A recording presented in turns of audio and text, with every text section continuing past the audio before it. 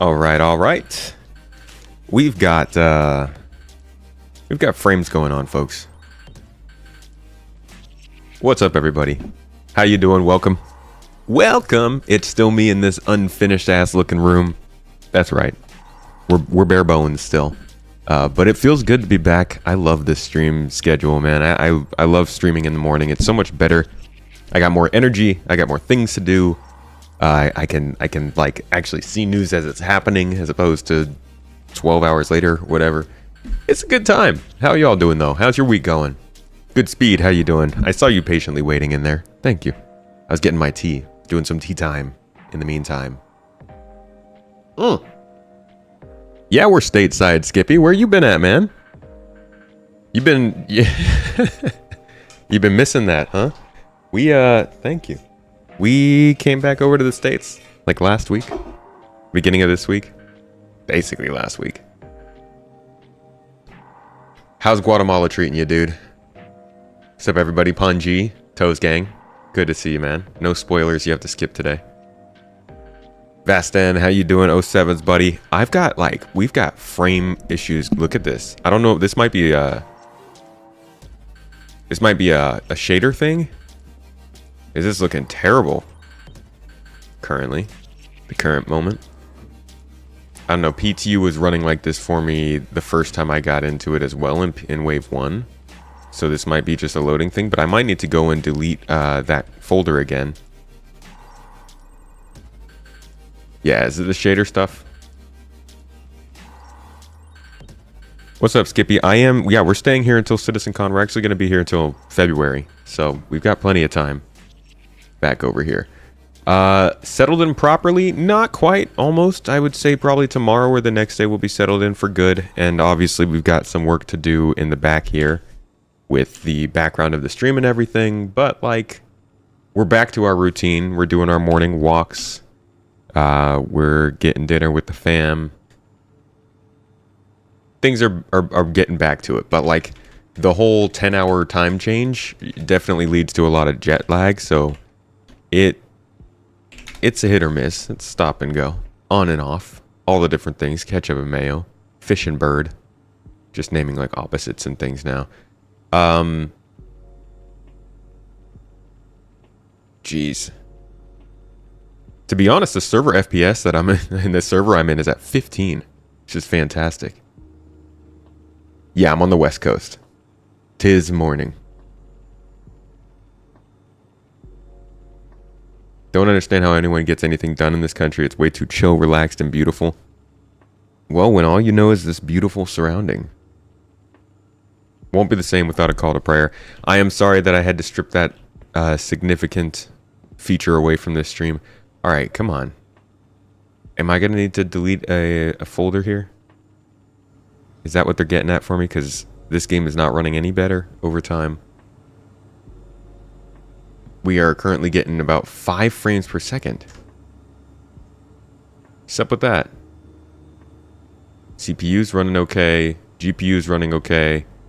RAM is doing okay. This has definitely got to be the shader thing. What was the... I'm going to have to do a whole thing, right? I have to go to a specific folder and delete something very specific. What was the path I need to find to do that? Can anybody help me before I actually leave the game and cause all this trouble and struggle.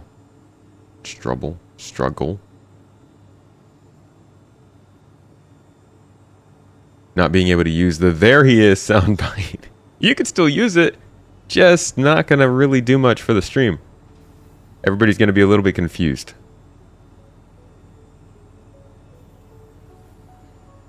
There it is. Yes, and I have to type in app data, which is the annoying part.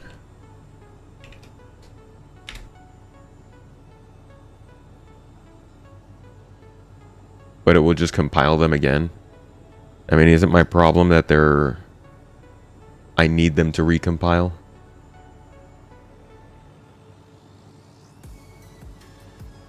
I hate doing this, man.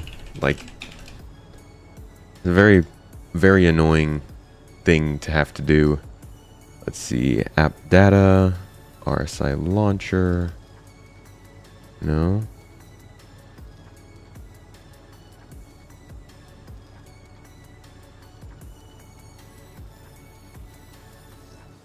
Users, app data.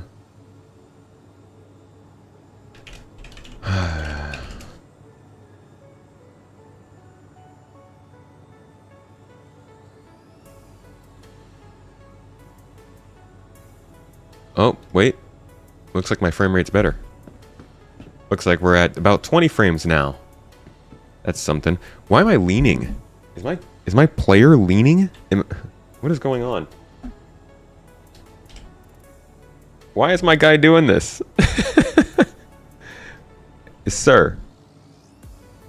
This is a normal playthrough, okay? It's so weird. Everything is off kilter. 3.20 out now? No, we are PTU still. Man, did I forget to put that into the title?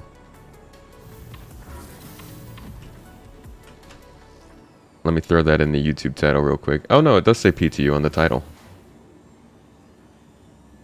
You just tricking me. Am I hurt? I don't know, I look like I might have taken a hit in the hips.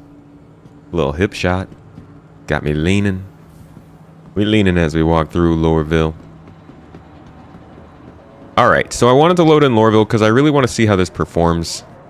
This city was updated, I believe, in 3.19 and wasn't really doing too great, I would say. It was pretty laggy. So I wanted to see if that was improving at all with 3.20. And it wasn't really a server thing either. It was just the city itself not being super optimized. So we might be able to see some actual changes here in the 320 PTU if we keep our eyes out. It's a little more chunky this patch. For some reason there's also an audio stutter that will eventually get to the point where it's so laggy it'll quit. Wow, that's no fun.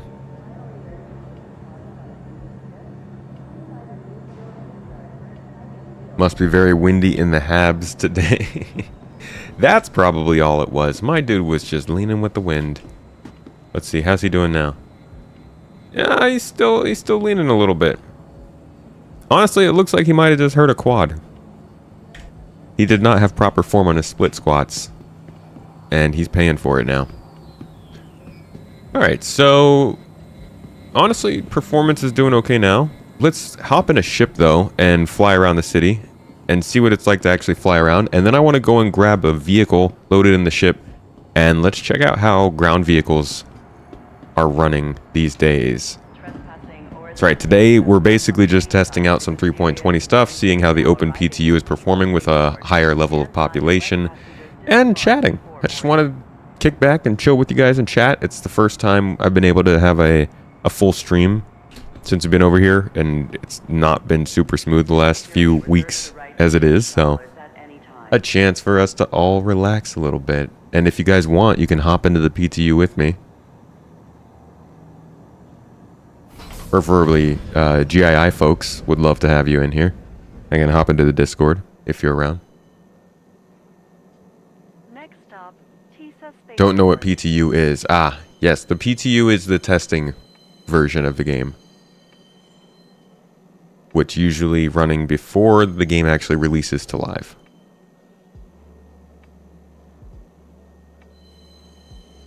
Weather coming through building walls. So that was literally just the wind. Also, listen to this audio on this train. Ma'am, did you know that this train makes no noise? It is 100% efficient. Been in SC for about a month. Any pointers for a new player? Always remember your helmet. I've been in SC for a few years plus. Years upon years, and I still forget my helmet almost every time I go out into space. It's not good. It's not helpful. Also, just always remember to check your inventories. The amount of times that you can possibly buy something, obtain something, refine something, do something, and have your item there in the city and then fly away only to think the item was in your backpack. Oh, man. Oh, that doesn't get old. It got old. It did get old very quickly. Welcome to the ASOP. Besides that, I would say have patience with the development. Play the game that's there. Take breaks when you're bored with it. And try not to let the absolute crawl of a development process that the game is suck all the fun out of it for you. Malcolm. Chillin', boy. Alright, I'm gonna grab something that can also hold a vehicle. But I mean, it's Lorville. We want to fly around the city a little bit, right? What's the smallest thing that we can fit a... Probably an MSR.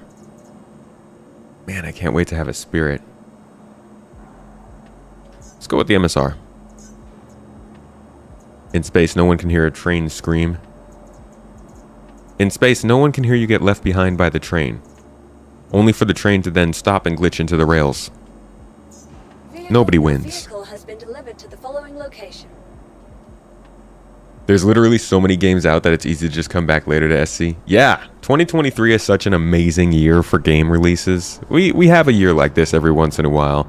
And I would say I still don't think that this year quite matches the amazing year that was that 2007, I think, or 2009?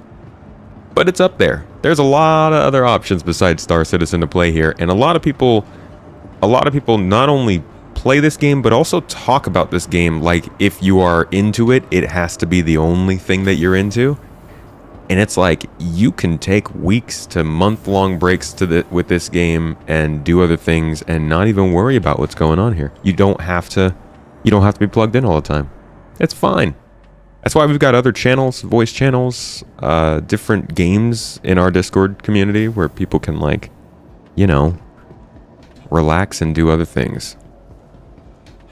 If people are forced to be around Star Citizen all the time, it only is a matter of time before it just turns into a whirlpool of salt.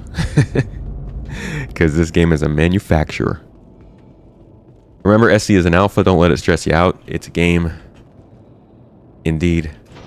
That will both be a explanation and an infuriating statement for you. Been loving the game, playing a lot. Got yourself a Drake Cutlass Red and loving medical play, but the money in medical is so minimal. Any suggestions for a mostly passive player to make money? Yeah, so that's kind of a big part of the problem with jumping into this game blind, is you would think that medical gameplay exists, medical ships exist, so medical ships must make medical gameplay more advantageous and make more money, but unfortunately a lot of these game systems just aren't built out enough for that yet. So when it comes to making money in this game, there's really only a couple of things that you can do solely for money.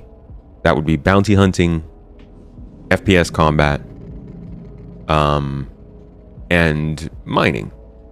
You could probably do salvage at this point, but it's a bit monotonous compared to those other things. Not really because of the gameplay of salvage, but because of the situations and the context that they give you for it. Otherwise, yeah, I guess cargo is something you could do as well. But as a new player, you can't really get a ship that can run cargo all that well. Then again, same with mining and salvaging. So as a new player, really, your options are limited in terms of making money quickly. Medical won't really do it, though. I would say best thing to do would be to do FPS missions and run a lot of loot. Grab a lot of loot while you're running those missions and try and sell them in places when you go back to space stations. Can y'all let me out? You are clear to launch. Did they change the free look key binding? I swear. CIG, if you change the free look key binding of all things, why isn't the Z key working?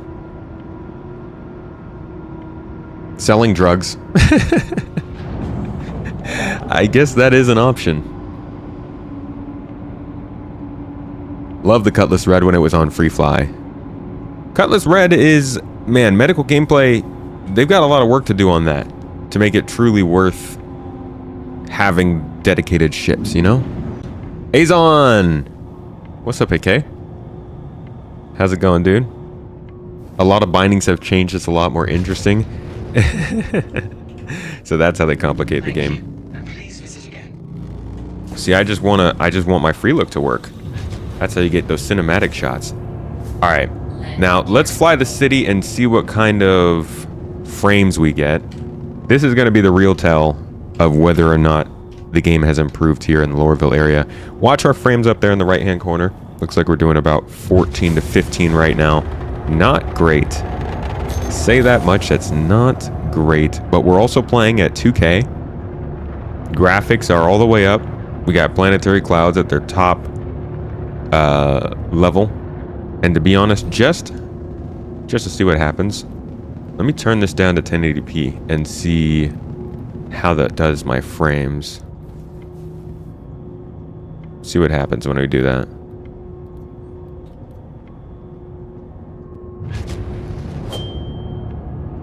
So we're running at about the same frames, to be honest. That's weird. I would have expected it to go up. Well, in that case, it's probably because the computer itself is still running at 2K or something. I don't know. So yeah, we've got everything pretty much done up as much as it can be. Don't have HDR on this computer because we're fake. It's a fake HDR computer. Fake DR. And volumetric clouds are up there. They're high up.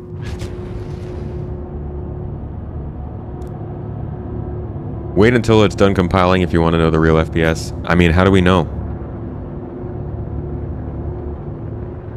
Jendo, how you doing? Glad you enjoy the content. I do too.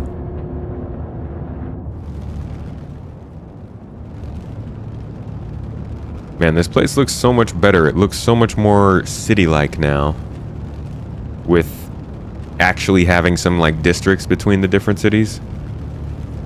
Still fairly monotonous. It's not something like you would see from, like, Night City and Cyberpunk. But as far as a city and a space sim goes, this one sells it a lot more than the old Lorville did. And I'm glad that they've updated the way that their cities are built over time. Also really cool that these clouds now intersect with this building. I hope that they continue to drop clouds a little bit lower and lower so that in like ArcCorp they're dropping underneath the clouds and stuff. Check the console, it keeps putting out lights. Compile. Let's see. Compile.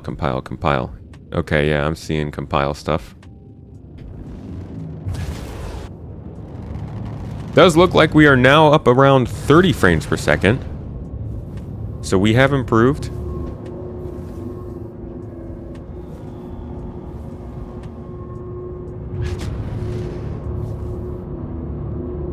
Like, just imagine coming down through the clouds to a new city, right? You're in a brand new star system. You're coming to this city for the first time. The music is blaring in the background. It's all dramatic. And you come through the clouds, and it's just like this beautiful city sprawls out in front of you.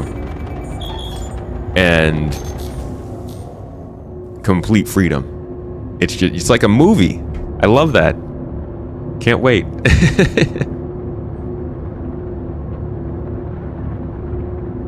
Oh, Stumafu.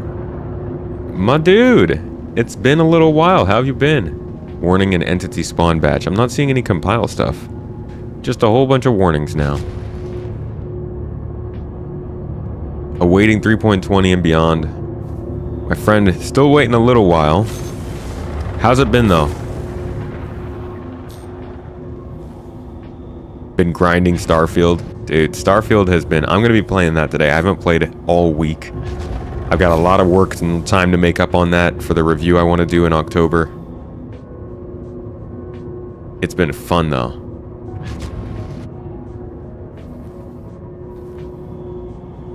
Look at these little passageways. Like, this is a nice touch. You get these little tiny passageways that you can fly a spaceship through, and... I don't know, you could probably have like little meetups with your friends in here if you wanted to. Or like if somebody was hosting a race, that'd be a cool place to hide and watch the people who are racing. Man, they do have a lot of no-fly zones right around that area though. But yeah, overall, like this is a much better design for cities than they initially had with Lorville. And we can see this a little bit with Orison, see it a little bit with New Babbage. Area 18 needs its update, so it's a little bit more like this, but like cities in this game are becoming something amazing, and with building interiors, oh boy, that would be pretty wild.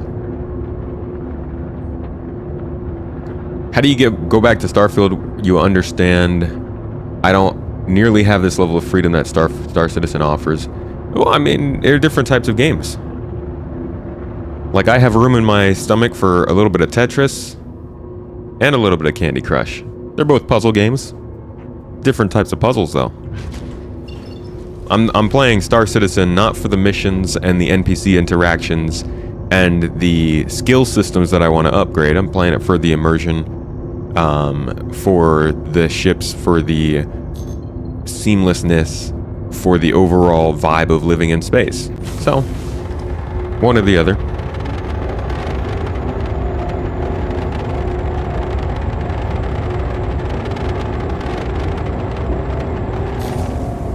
Sorry, just wanted to get some air underneath us so we could quantum out of here to somewhere where we can grab a vehicle. Get up away from the city.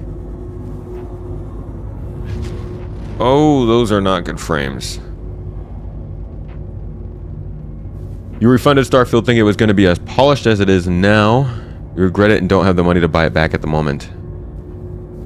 You refunded it thinking it was going to be more polished later? Or thinking it was going to be unpolished, so you decided to refund it?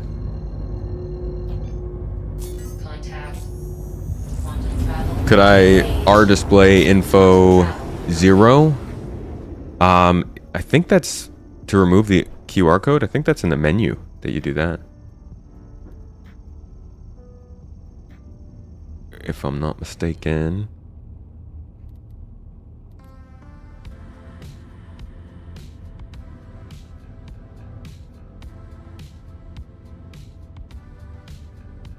No, is that a command code? Graphics menu?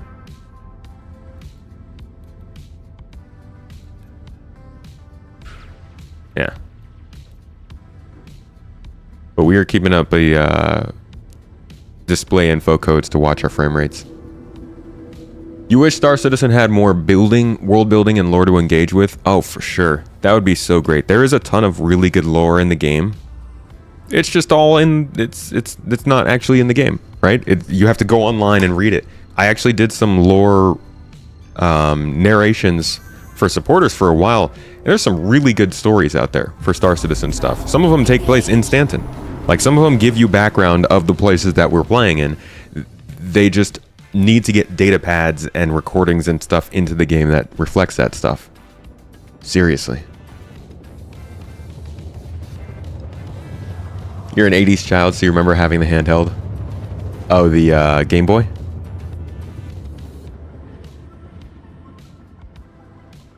Low frame rate has something to do with the HUD in this PTU patch. On some ships, you lose 30 frames just by sitting down in the pilot's seat. Sounds like they hate pilots. You know what Starfield was when you bought it. You knew there would be loading screens. It's not space simulation like SC, but it's unique and great. I'll say this. I expected a RPG that was very much focused on the RPG elements. I went out of my way to put up a video about this very thing so that after the game came out, I could stick by that same idea. It is not a game meant to replace a space sim. It's just not. It can't. That's crazy. But, dang it, what did they change the freaking key binding for ping to? Y'all are miserable with this stuff. I can't. But I will say this. There were more loading screens than I thought there would be. Yeah, they did a lot of loading. And it was more so, I guess, the ability to avoid doing anything other than loading that really caught me off guard. V key, but it's not working on V. That's just turning my weapons on and off. Hold and release V. Oh, well, there's the ground. Can we not crash? Oh my gosh. I'm glad that worked out for us. This is actually terrible. Why do you have to hold... Okay, well... we've got a little base to come to around here somewhere. That is going to... Oh, that looks promising. There it is. Cool. Alright, so hopefully we can get some vehicles here. And then fly somewhere where there's actually some sunlight. You were thinking it was going to be kind of like a space sim. Yeah. It wouldn't make sense. I think the best example of why that wouldn't happen is looking at Arcane making Redfall. Like a company that makes very, very good games when they're making the game that they want. But as soon as you go and you take them and to tell them to make a game that they are not made for and that they are not familiar with, we got Redfall, which was like, yeah, it's an okay game, but it's not good at what it's trying to do. Because that's not a company that does what they were trying to do with that game. I feel like the same thing would have happened with Starfield if they were trying to make it a space sim. Or something akin to even No Man's Sky. It would have fallen short because Bethesda doesn't make those, you know? They make RPGs. Good RPGs.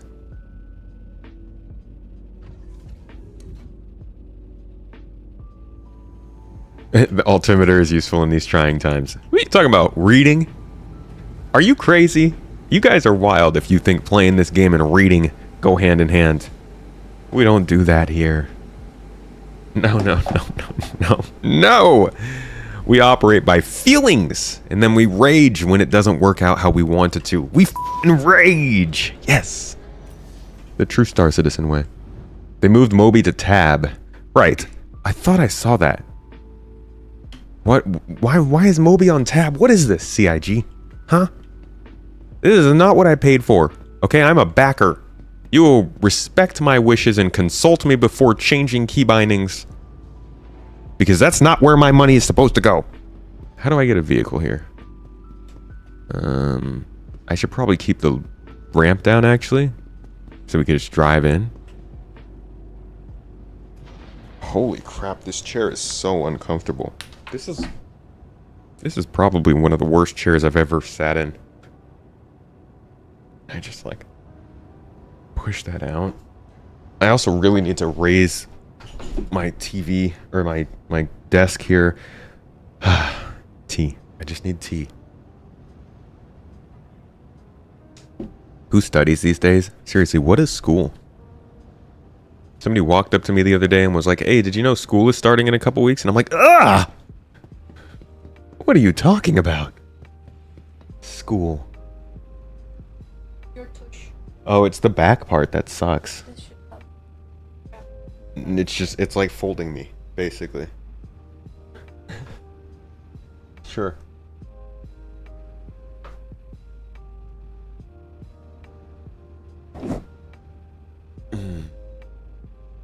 No.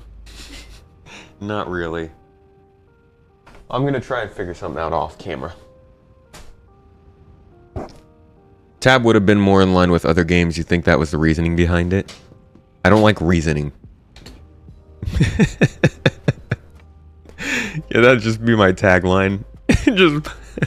just put that at the end of the trailer for my channel. Just me going, I don't like reasoning. Shut up. Logic. Sick. What is that? That was like a... It's like one of those aptly shaped... Oh my god, the sun looks so freaking big from Hurston. I always forget. It's one of those shaped cushions for the bottom of a chair. Kind of shaped like your butt. A little bit of a hook at the end to get you on in the crotch section. Little gooch hook in the pillow. I know I realize I'm running around in circles and talking nonsense, but I seriously can't figure out where to spawn in vehicles. It's not here, right? That's not it. Oh, there it is. We're good. If I meet you in the verse, do not kill you. Don't meet me in the verse, fool. If you don't want to die, don't meet a tomato. We are unpredictable. Sometimes we juice. Sometimes we splat. Sometimes we squish. You never know what you're going to get hit with. That's how you play SC2, just running around in circles. It works. It works. We got plenty of stamina in this game. All the circles you could possibly want. Might as well call it Star Circle. Vehicle retrieval system. Okay. So, in terms of ground vehicles, we've got a Lynx, an Ursa. Do we not have any Cyclone? We got the STV could be good. That'd be worth testing with. We don't have any Cyclones. That kind of sucks. Let's try it with the STV first, and then I will go with the Ursa or the Lynx. What's up, Plywood?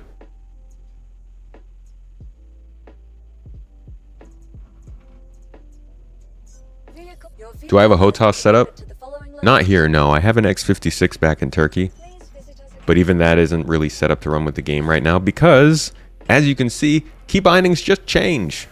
And honestly, setting up key bindings for a HOTAS or HOSAS is like... God.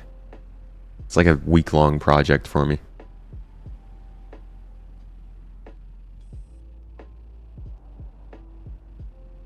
I reject your reality and substitute my own.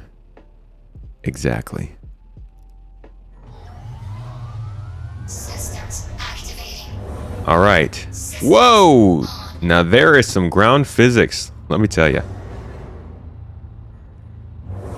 You can actually kind of see it already. I don't know, that might be a camera glitch, but when you start up, it vibrates a little bit, maybe with more power.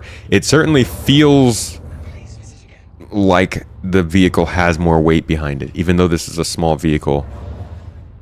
Yeah, this... Now I need to go back to live to see how this drives, because it feels like there's more of a rocking and based on the weight. Turning still feels a little bit light.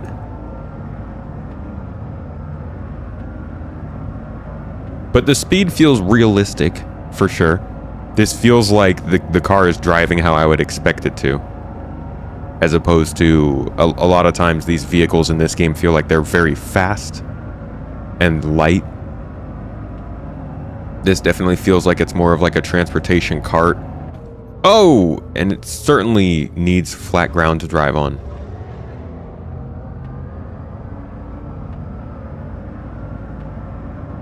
Feels like it's reacting to the ground much better.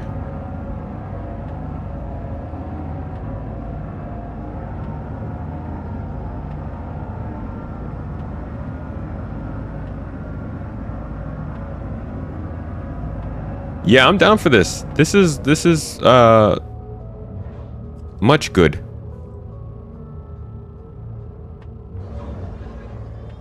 Need to try it at Hurston. I am on Hurston. And I think I just lost my ability to drive this thing. Please don't do this.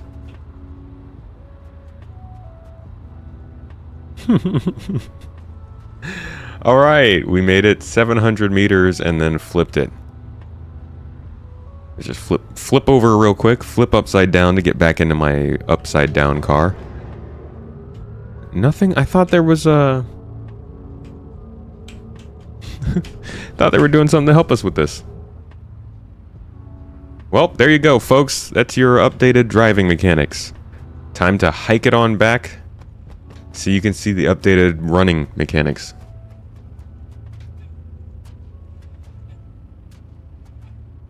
You use buzz killers, blindings on your Virpil alphas. Surprised I don't have a solid HOSAS setup. For one, they're very expensive. The HOSAS are super expensive, especially things like Virpil. Two, I don't really have a permanent setup yet.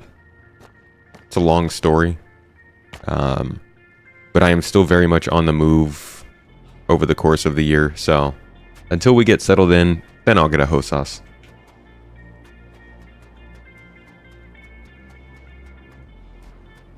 In the SAL, they had a question about flipping stuck vehicles. They said, TM soon.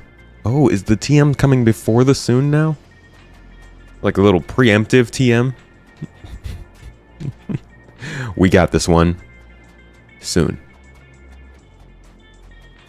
goes out to test it, then flips it and can't test it anymore. I'm testing the flippability of these places, these things, these vehicles. Next up is the Lynx.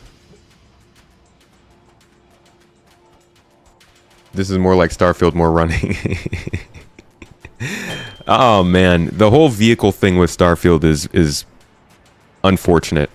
I'm currently putting together a little video about why Star Citizen has these large planets versus Starfield having smaller segments. I didn't really touch on vehicles though. Maybe I should have like a paragraph or two in there to talk about that. Hey, Space Marine, thank you for the sub. The 3 months at Tier 1, appreciate you. Your support, your time here on the channel. Hope you've been enjoying the streams.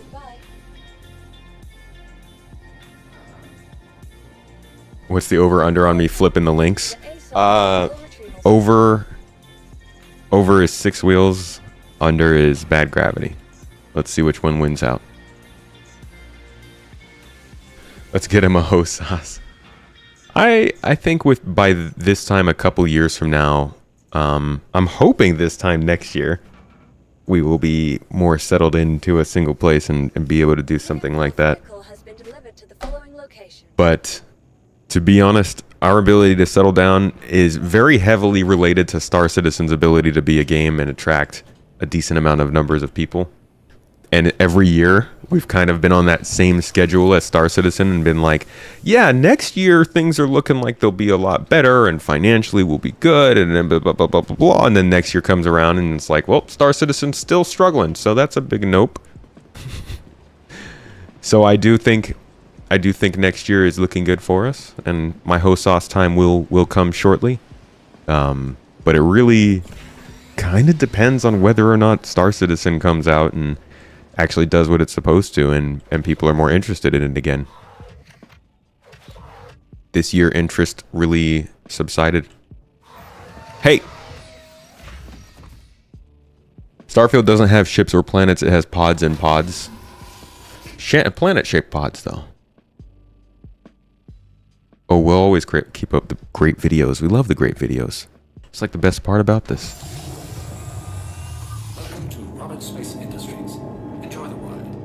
If you get going really fast, the Lynx just about will flip over if you let off the throttle. That's fun. I actually haven't driven this thing yet. Definitely more bouncy on the shocks.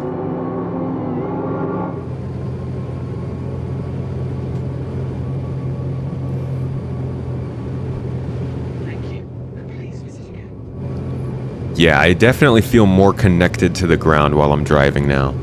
Like, I don't even know what it is that does it, but I feel like I'm driving a car as opposed to just pushing a shape across the surface. Maybe it's literally just the reacting to it, but it feels almost like the camera... I don't know. I really don't know what it is. But this feels much better. HostSauce is absolutely game-changing. If you've never used HostSauce setup in SC, then I'd play. Just watch a video. I have had a HOTOS in the past and used that quite a bit, mainly when I was filming. But it's been a little while.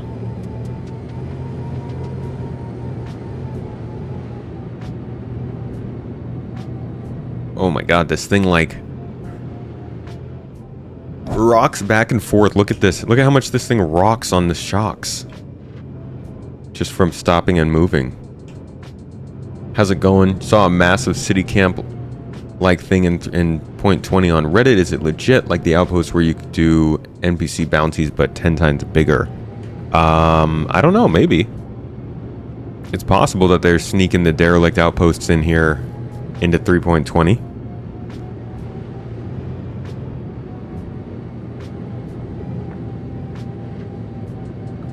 So this thing feels a little bit more weighty. Definitely harder to turn easily. Oh god, please do not flip over. Please land on your feet. Thank god. Oh man. It's definitely a more... like, you're gonna have to take this thing slower than the STV. And I guess that's the most important thing, is that all these vehicles do feel significantly different in the way they drive now. But I can't say the Ursa really felt that much different before. Somebody else might have to weigh in on that. Feels better though. The driving feels better.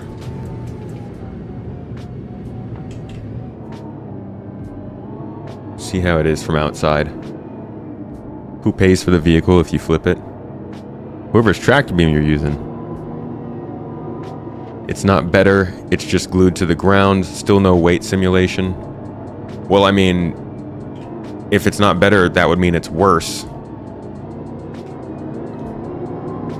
I think this is objectively better than how vehicles drove before. It might not have fixed all the problems, but I don't see why this wouldn't be considered better.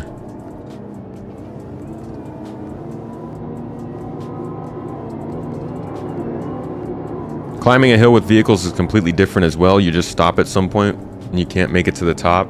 Let's go find a hill to climb.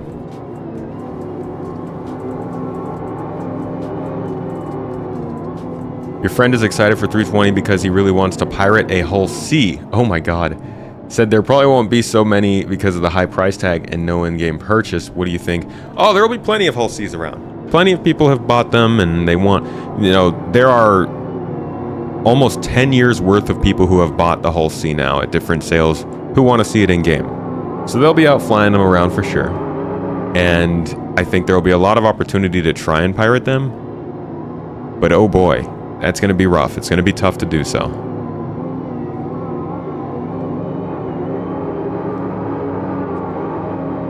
No, no, no, no, no. No, no, no, no, no. Come on. No, no, no. You're good. Yeah, nice.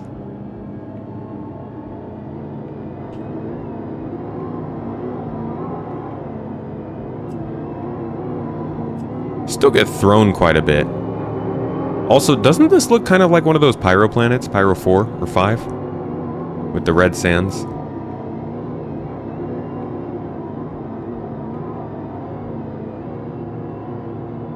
Yeah, vehicles are meant to have new physics in 3.20.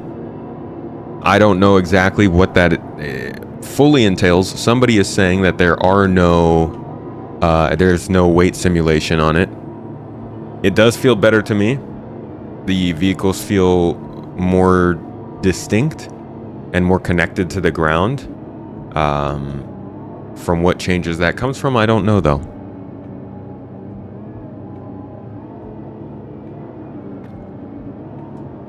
Ooh.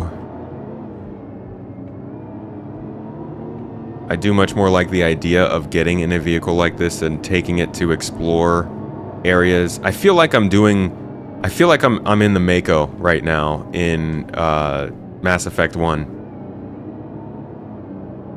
Not the same physics as the Mako, but the same vibe, you know. You land your spaceship, you take the Mako out, you explore the nearby area. All we're really missing here is like something to explore and find. Don't flip me. Do not. Come on. We're okay. Please.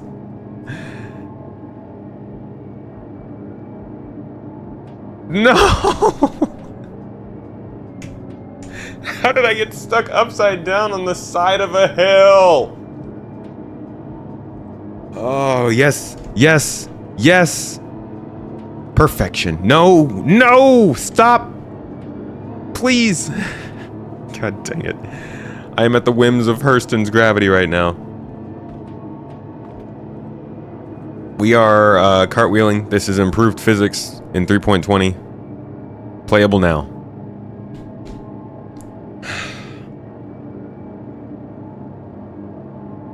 You just gonna sit there?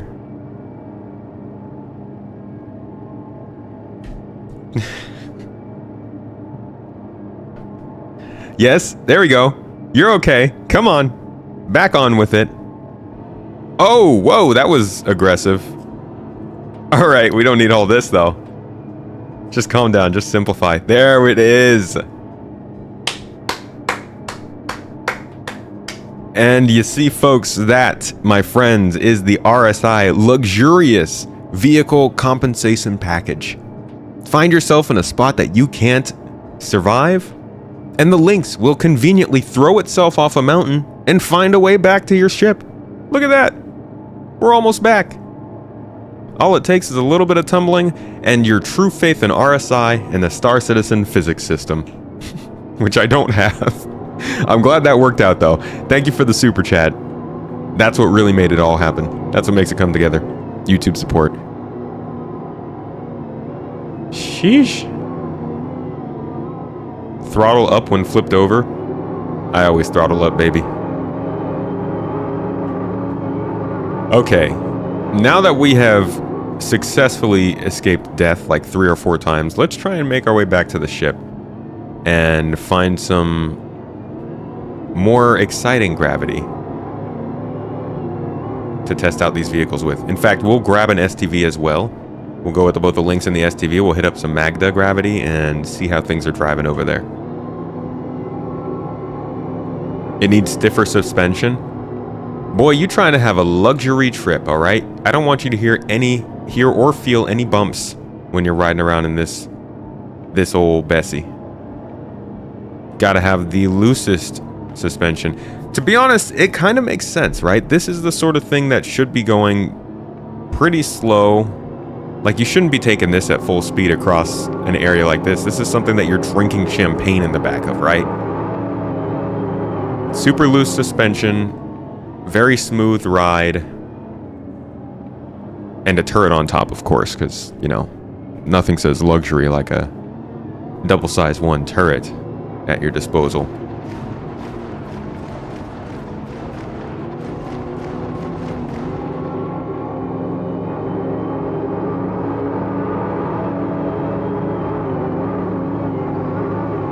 Oh, you can't turn as fast when you're going fast either. It kind of lowers the amount of turning radius you have, which is good. Doesn't mean that you're gonna like hit a bump, turn your steering wheel 90 degrees and then shoot off in the wrong direction when you land. Hated that. I really hated that about driving vehicles in this game. This change might help us get rid of that.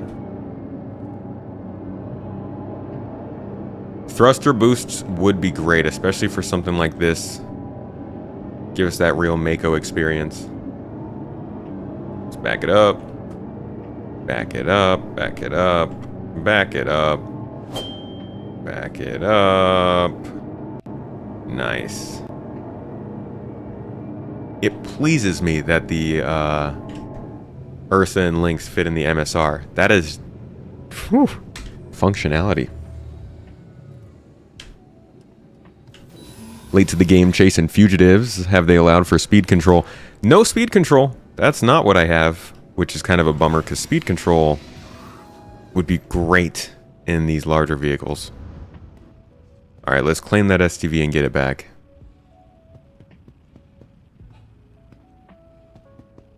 Wish you could tractor beam tanks and ballistas on the cargo platforms on the Hull C.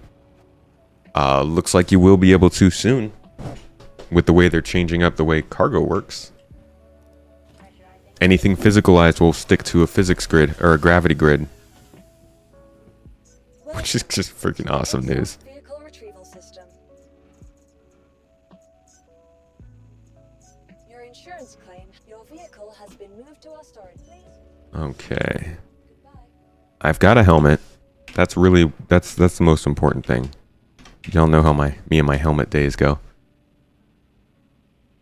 Trying to remember if cargo elevators were on the release view card, if it was April 23rd or 22nd. Freight elevators were probably on the release review last year. Beginning of last year. Or probably whenever they had the cargo refactor on there, which was a little bit before the Argo Raft.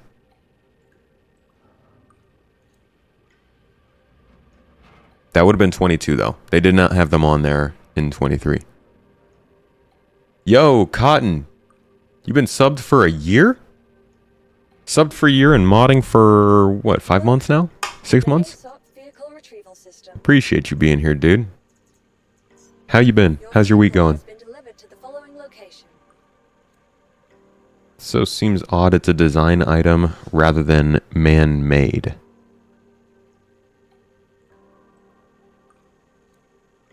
You're talking about freight elevators?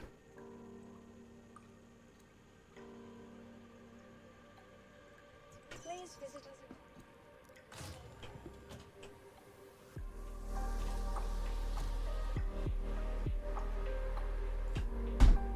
Okay. Can I get out? You want to let me out? Outside, please? Let me go. Thank you.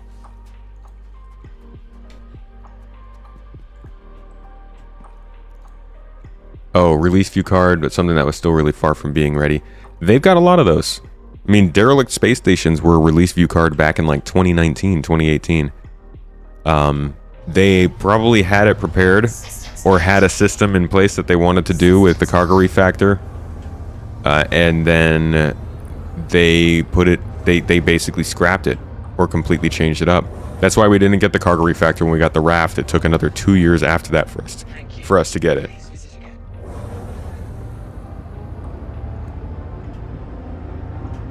Up we go. Okay, that's not what I would have expected from the physics. Not that either. Might need some help with that. This thing feels like a Jeep when it's driving for sure. Whoops.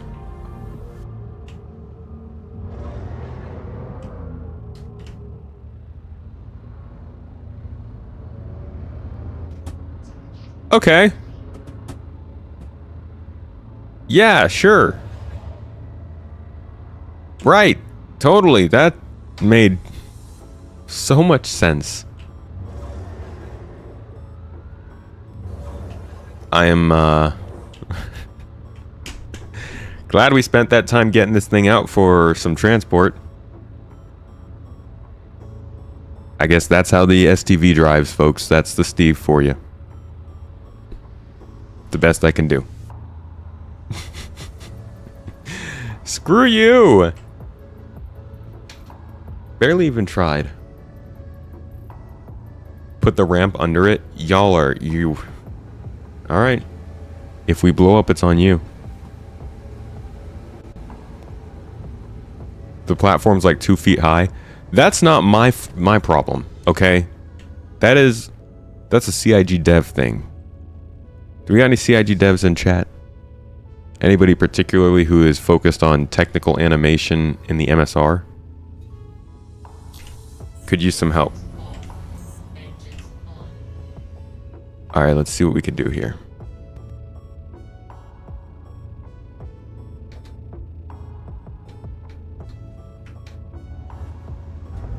Oh, shoot! We launched that thing. Hey, it flipped though. Success.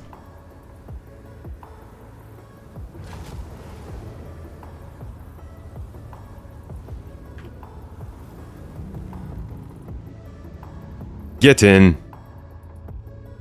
Alright, so I need to figure out how I'm going to put this on a surface that like allows the...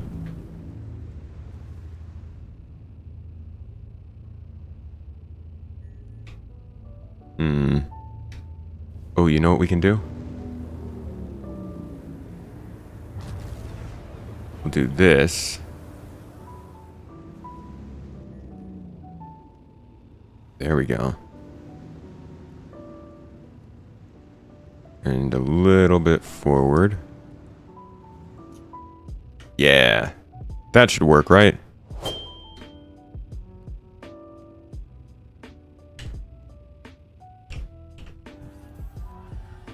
We're just typing that out. Great minds. If you were a dev in chat, you wouldn't say a word. No, they chill. This is a safe place. They can hang out if they'd like to.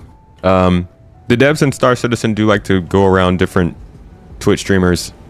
They generally favor some streamers more than others. No complaints here. I get it. Too much juice in this stream sometimes. But no, they do hang out. Sometimes undercover. Sometimes they'll say they are devs. But generally, you know, if somebody is identifying as one or wants to keep it secret, I'll respect their wishes. There are people who come in here and get in conversation. It's actually kind of funny. People will come in here and get in conversation with a dev without realizing they're talking to a dev and try and tell them they're wrong, and it's awkward. But that is a nice part about the developers of Star Citizen compared to other games. You end up running into them quite a bit in places like this. Alright, where is that STV?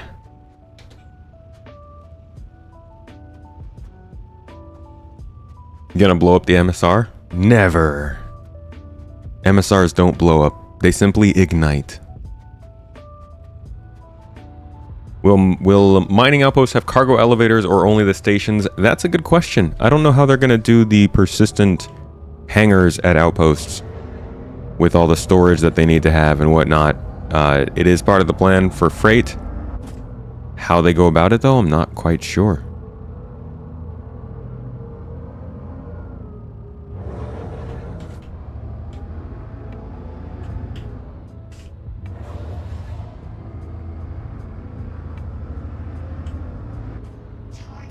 What? Are you freaking serious?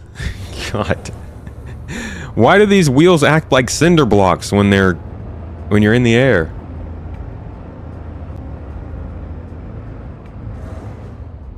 You gotta slow down at any increase in incline.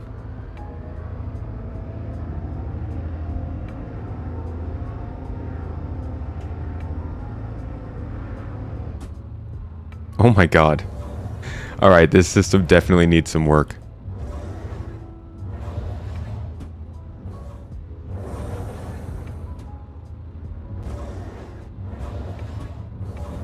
Okay.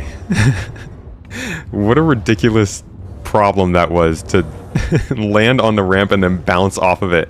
Like, I've got wheels. Why am I bouncing off the ramp? Okay, don't start with me, Lynx. There's plenty of space for both of us here. Let me just fit it in. Just yeet it inside. Yes, yes, that will work. If there's anything that Star Citizen has taught me, it is that yeeting is the answer to your problems.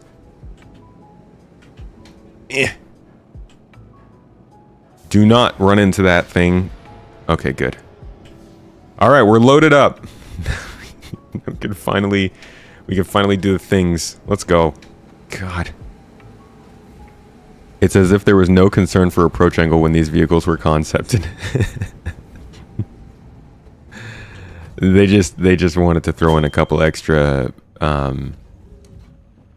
hurdles to life in space. Like the vacuum and the lack of oxygen and the crazy different atmospheres weren't dangerous enough. We just want to make sure that when you're driving a car into a ramp, you risk the chance of exploding. That's really where the challenge comes from. Space sim through and through.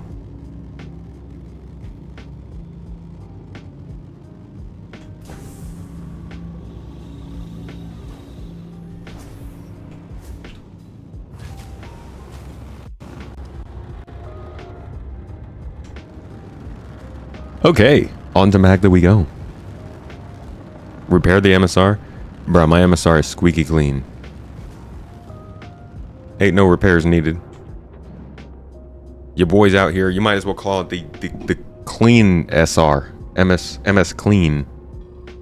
The M clean R. I don't know. Doesn't need a repair, okay? Dang it. What it needs is an all expenses paid no stops trip to Magda.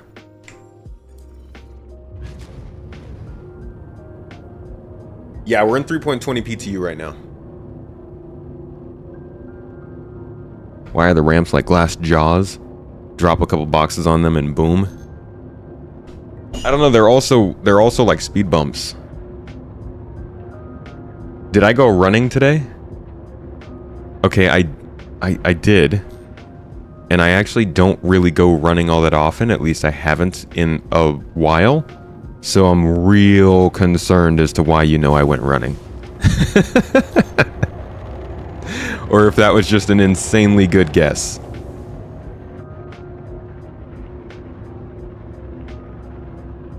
It's like I didn't even, it wasn't even like I went on a running route. I was on my normal walking route and just decided to run. Just following me out into the wilderness. If so, you didn't happen to see where I peed on the walking path, did you? Nobody was supposed to be watching that. What's even more concerning is you're a private investigator and a bounty hunter in real life. Oh my god, am I important enough to have a bounty? Wow. Did I go walking today? Hey, Nemesis, also on the money. Can't believe it. How'd you get that one? Wild. Like, hey, did you drink any water today? And then I don't know what would be more funny. I gotta get a sound clip for one of these things. Mrs. Tomato, can you write this down? I either need to have the Horatio Gates CSI Miami opening where OK Go comes on and they're like, yeah, when he does his little one-liner with the glasses. So I gotta get some glasses and do that. Or we get an easy clickable button for the X-Files theme song to come on when something like that happens. Hey, did you go walking today? And then the theme song for X-Files, or even better, the theme song for the Twilight Zone comes on.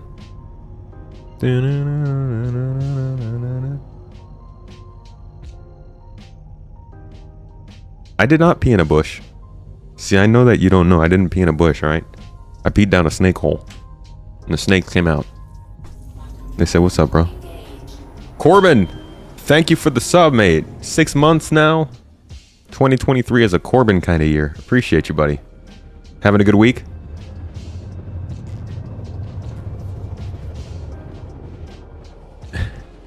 Serious question for some of us. Have we woke up today?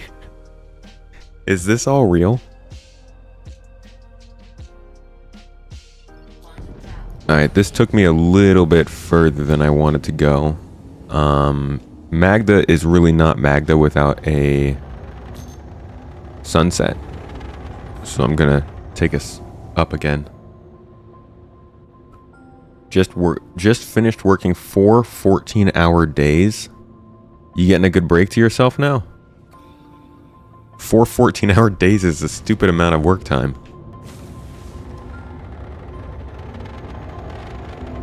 New Quantum Jump UI looks cool. It's certainly a little bit cleaner than the other one. It feels weird. It feels unfinished. And I think it probably is, since they're going to replace it with something new anyways soon. But I do want to see what it looks like when you're group quantum traveling. Because that also apparently was finished up a little bit, polished a little bit.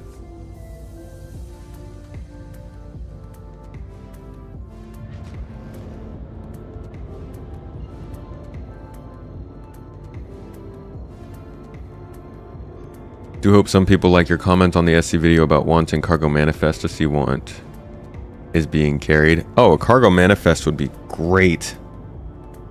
But I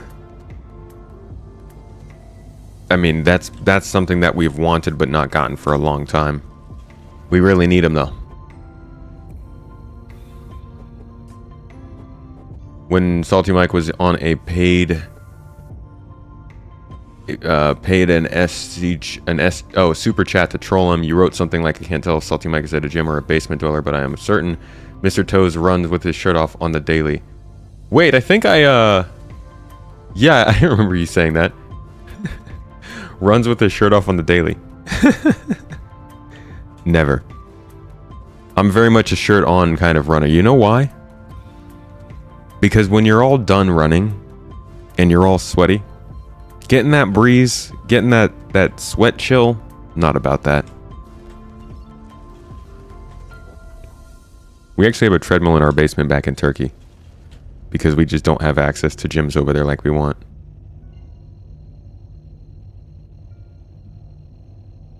Over here, though, we do actually, like, if you guys go on the fitness channel on our Discord server, we have a place where people can just, like, post their progress pictures or workout machines or views of places they're hiking. I personally like to post the view from the place that we hike.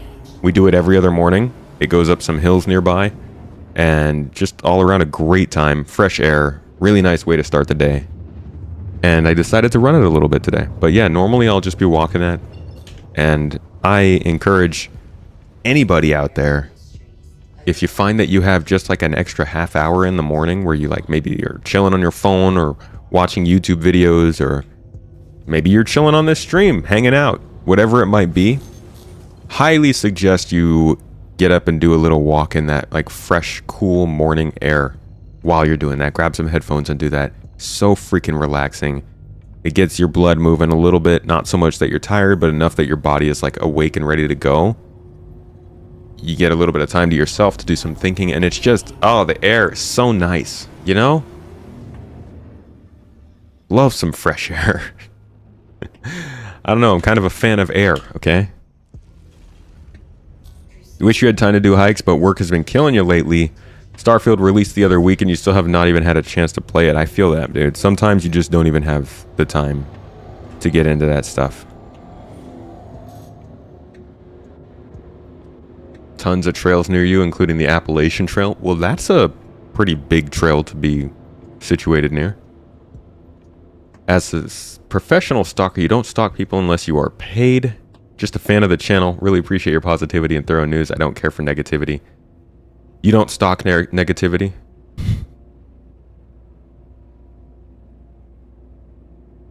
Yeah, no call to prayers while we're back over here.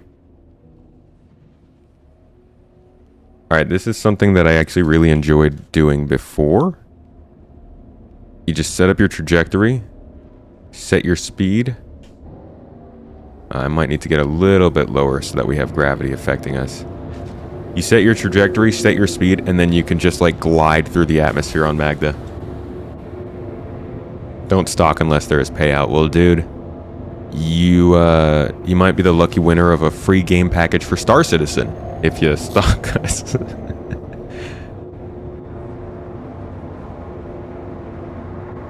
That will honestly be weird for the podcast, not having the call to prayer in the background. Yeah, I feel like we're kind of ripping people off at this point, you know?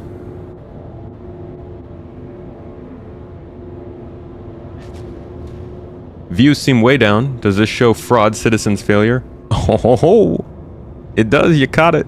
You got it. Fraud citizen no longer a thing because of YouTube live viewership. Call it in, folks. Took your dog for a walk this morning and found a stray who we captured and returned before work. Wait, you mean you returned with the stray? Or you returned it to wherever it came from?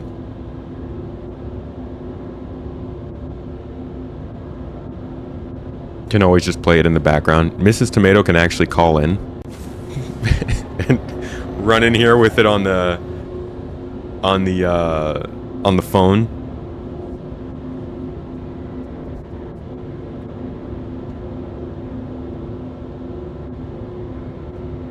Alright, and I just gotta get some upwards trajectory.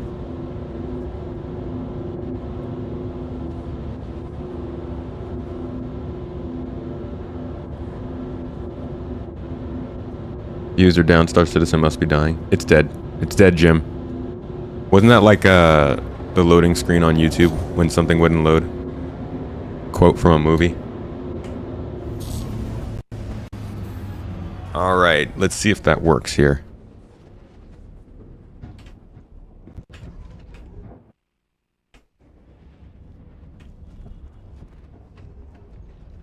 Wow, it looks like we're really shaking from the air resistance. So keep in mind, power is completely off. We're just gliding through the light atmosphere right now. But it looks like without our thrusters helping to drive us, there is enough sort of air resistance physics going on that our ship is wiggling around a little bit as we glide through the air. Oh, they had an address on the collar. Viewership is going to be down as people play Starfield. I mean, viewership is always down for Star Citizen if there's not something new that just happened. And it's been 3 months since an update came out.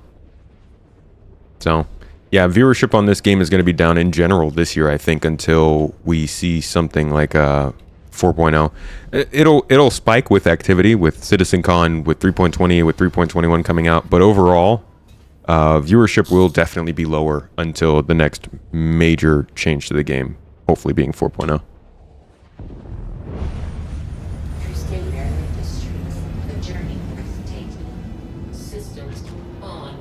So that can actually be a lot of fun to do, especially if you hit the right height and trajectory. You can not necessarily orbit a moon, but you can go pretty far like that.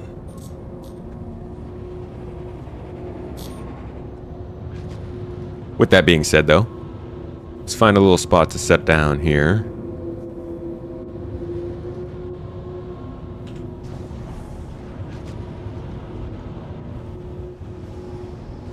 Landing gear down.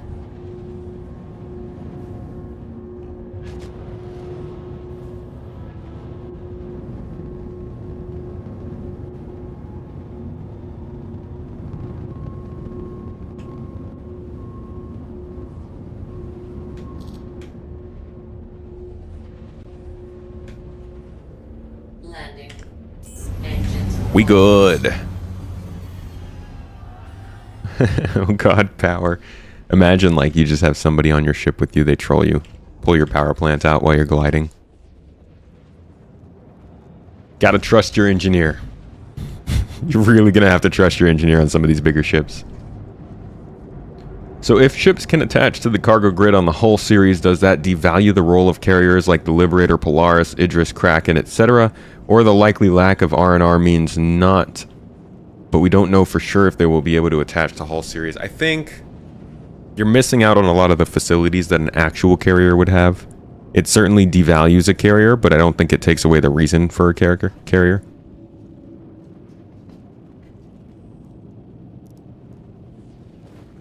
Cyberpunk 2077 DLC dropping soon. Will I be streaming that? I probably won't be playing that, nah. I mean, I'll play it in my free time. I probably won't be streaming it on the channel, though. Good evening, Echo One. How you doing? Alright, there's this, like, glitch where it kicks you out into third-person camera every time you get out of a chair. Not my favorite glitch so far.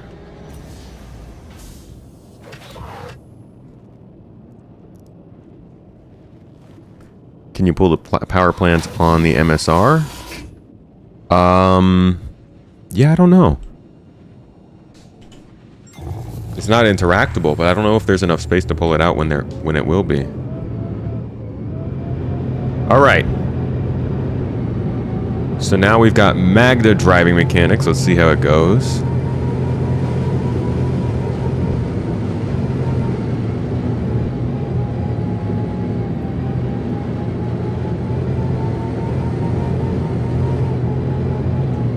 Yeah, this feels definitely more... Okay. Dude, no. There's no way. Let me up. We just got here.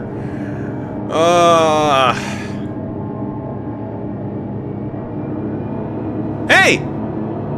What the... Wait, no, wait, you're okay, you can do this. You're a grown lynx.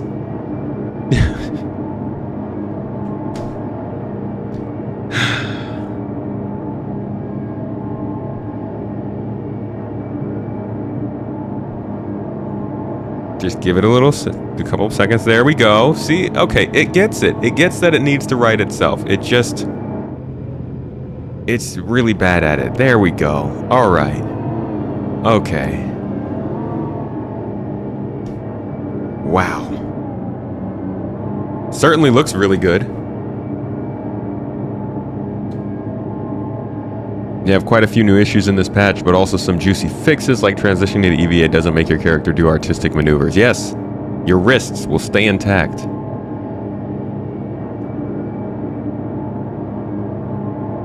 So...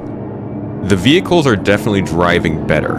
Now, there is some debate as to whether or not they're driving better because they're just being made to be stuck to the ground, if there's actual weight simulation going on, but overall, the actual experience itself, whatever they did to make it happen, feels like it makes more sense for each vehicle. Even this, as it gets going too fast, starts to get a little bit uncontrollable for me.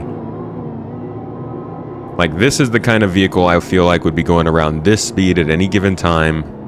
It's not a racer. It's not something that you're driving at full speed, so you don't need it to be able to jump off of things and be okay. It just needs to have that connected to the ground weighty feeling wherever it goes. And it's got that now. It's not perfect. It's got some issues. But this definitely improves the experience. Oh my god. Looks like there's new glass tinting. There might be. They are always working on those shaders. Whoa, this is a big crater. And we're back to getting flipped.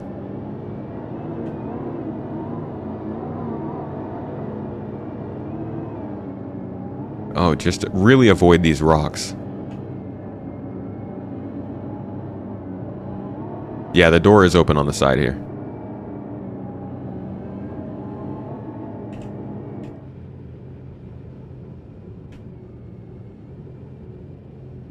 I still am having trouble looking elsewhere, using my free look and looking around while I'm sitting in first person.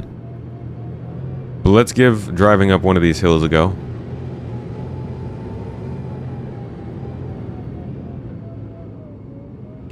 Yeah, it's a maybe. Yeah, that worked out. Doesn't always, though.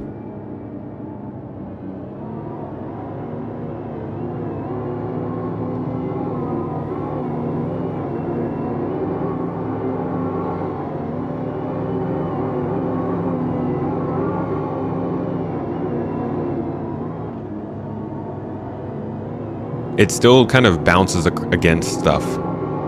And I'm guessing that's more the damage system with Maelstrom that's going to make a difference there.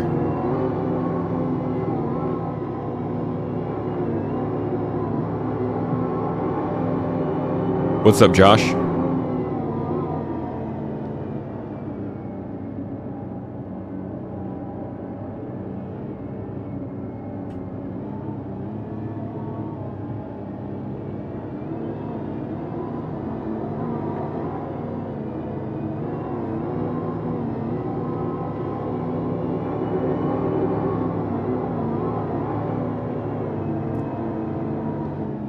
Kind of a cool area, to be honest. I don't spend enough time just landing in different areas on moons and planets and looking at the geology, but they've got some interesting biome setups now.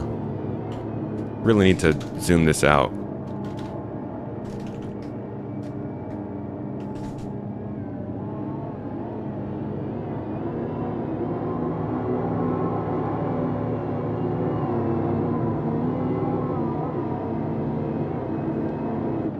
Ouch. And there we are again. Johnny, thank you for the super chat. Appreciate you. Said, thanks for not being Salty Mike. I gotta do the real life thing. Salty Mike puts out some great content, man. I love watching Salty Mike stuff. I'm glad to not be Salty Mike. I'm glad to not be Board Gamer or Super Mac or Morphologist or Astropub. We've all got our own takes, our own vibes, our own brands, and I think to get the proper coverage, you need that. You need some variety. Appreciate your support. And I will appreciate getting back on our wheels. Space toes good. Only a few people can have the toes, man. I'll see you around, buddy. I'm glad you enjoyed the stream. Turn the turret. Let's see.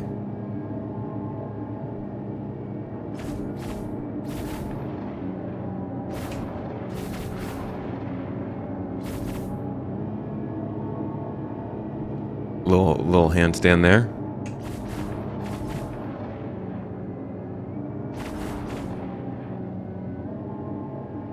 It eventually tries to flip itself. If I just sit here for a bit. There it goes. But it keeps on... It's like a turtle. Just rocks back and forth. Pier Paolo, how you doing?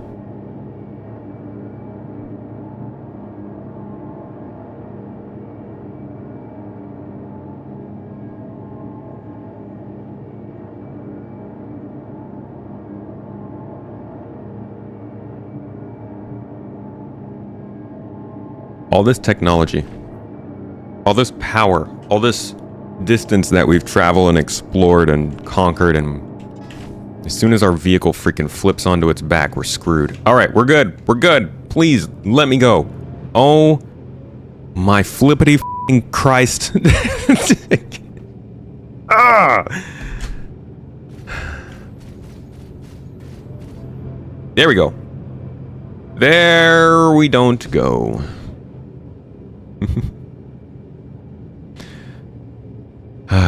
It won't let you join the PTU. Did you copy your account over to the PTU?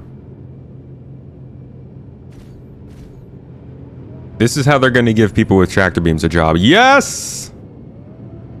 Oh my god, or just motivational speakers that can help you get through these situations in times of need. Alright, I'm going to start heading back towards the ship. Let's try out the STV and moon gravity. Excuse me. Double excuse me. Alright, looks like we're following this canyon a little bit of a ways.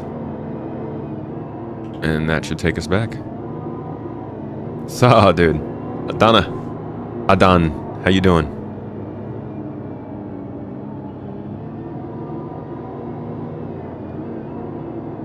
Yeah, I'm ready for that SRV. I really hope that they can add some maintenance missions with the SRV to remove ships. Just systemically mark down ships. If somebody has left their ship for more than 10 minutes near a space station, mark it to be towed. And then pay them for it, you know?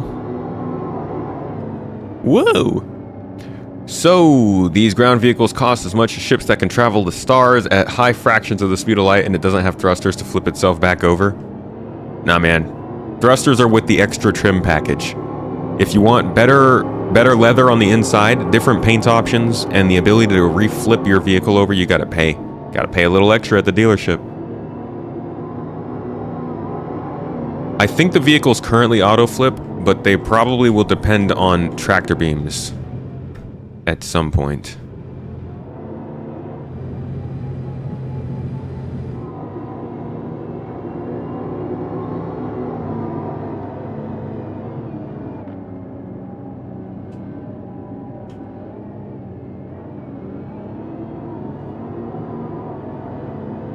Telling you that the rovers in the movie Armageddon were better rovers. My friend, have you seen how they did mining in Armageddon? Okay, we're still working our way up to that level.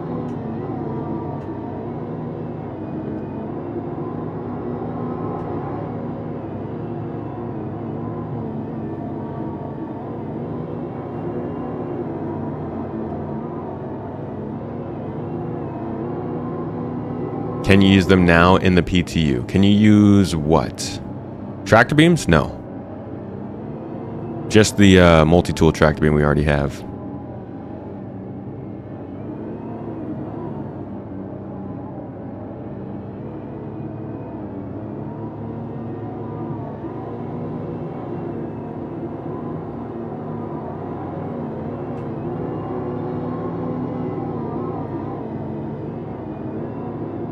It was a Bruce Willis movie? Yo, Bruce Willis movies have their own Hall of Fame. Hello, ship. We're back.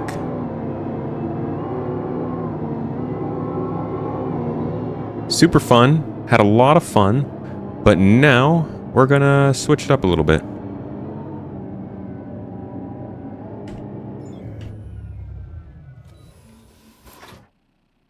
Copied it over to PTU and it's working now. Cool, zombies. Sounds good.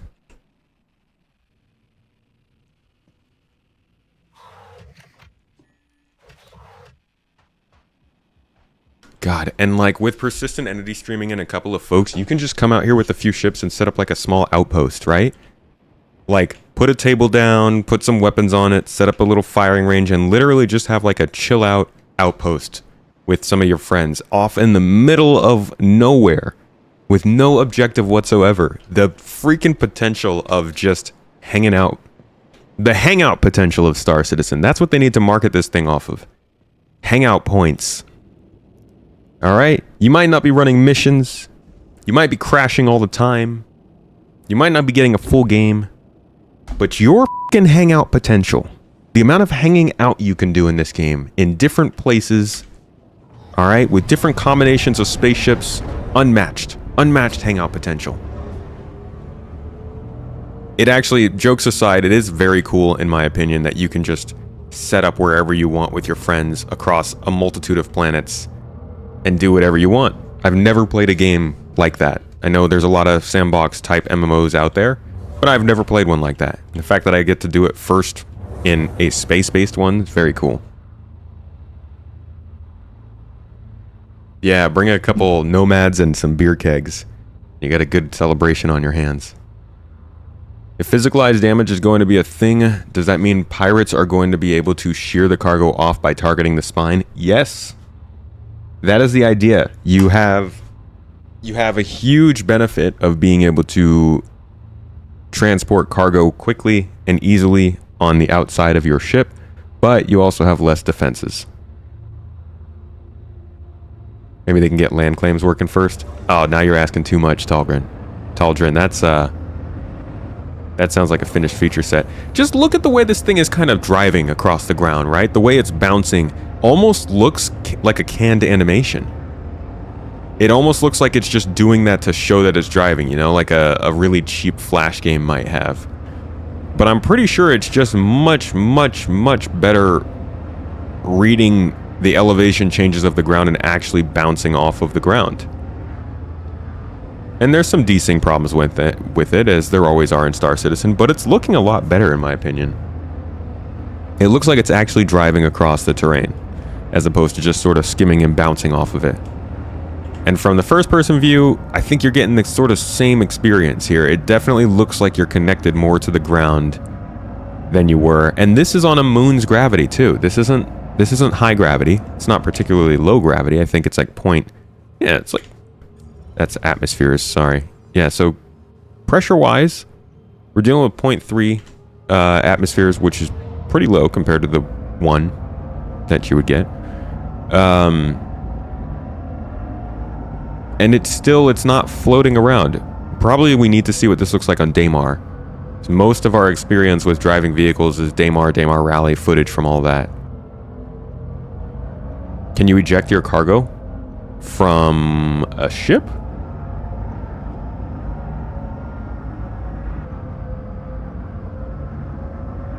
I don't think you can eject cargo. I'm not entirely sure.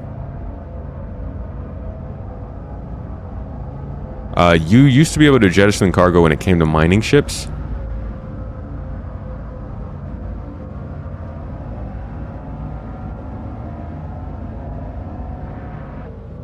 Oh boy, okay. Would I agree PES doesn't mean a lot until we can choose and access what server we join?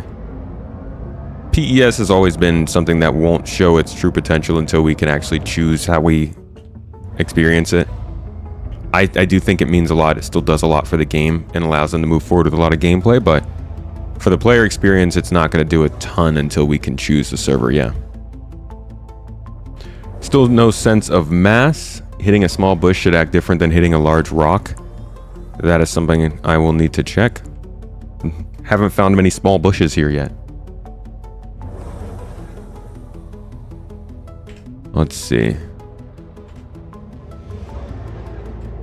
Come on. Let me up.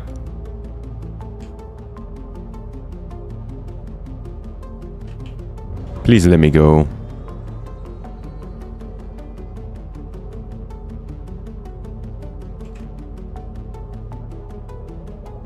I think we're stuck. I feel like the bigger vehicle is better at flipping itself back over than the small vehicle. What's the purpose of ground vehicle in this game? There isn't much right now. Generally, getting into places where spaceships would be shot down or unable to fly, caves, areas with defensive turrets, canyons, stuff where your ship isn't big enough would be the main reason to have ground vehicles, but like they haven't really designed all that much stuff into the game to warrant that just yet. Systems activating. Systems on. Well, Looks like we're gonna hoof it back to the ship.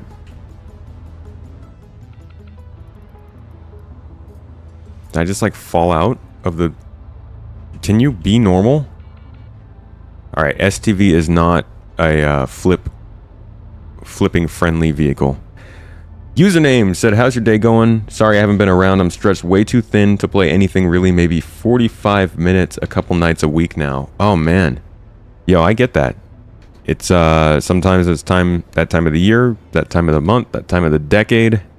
You end up being more busy than usual. Not a problem though, mate. Thank you for dropping by. Appreciate you membership on YouTube, dude. And hopefully we'll see you around with more of the org gameplay coming up with 3.20.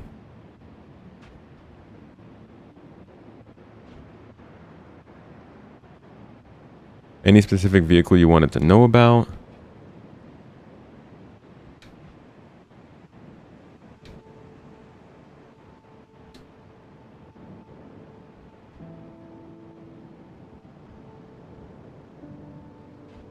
Alright, so that's ground vehicle stuff.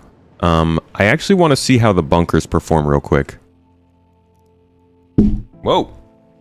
I do want to see how FPS missions allow us to get more involved, if they're running any better with performance and stuff, or if they're just doing the same old stuff. So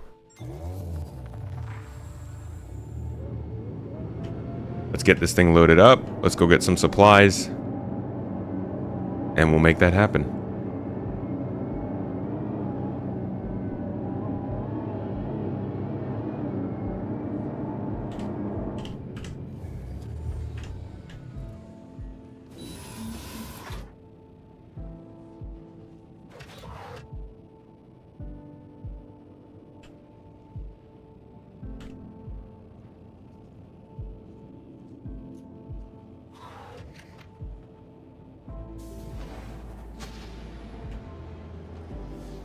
Didn't they fix the destroy contraband missions? I've read that. Yeah, I think that was in the patch notes. That'd be a great one too, because those missions are fun, but they can be awful. Just meleeing a bunch of boxes of drugs. Why is my ship flipping? It's just so excited to get going, you know? My ship is sometimes more excited to fly than I am. What does that tell you about its pilot? Does scanning work right now if you're flying along scanning the surface? Yes. To the same extent as it worked before. Could you find the rover I abandoned? You could, but you'd have to get very close. Like, even where I am, I don't think I would detect it, because it's powered off.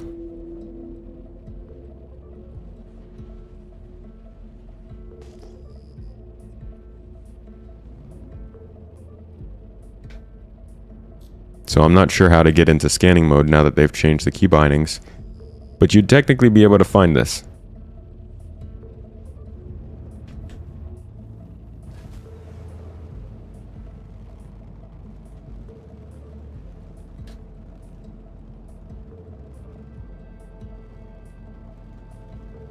Okay. Like over here trying to do the landing gear. No, it's not V anymore. V holding down is now ping. And, yeah, I don't know what scanning is.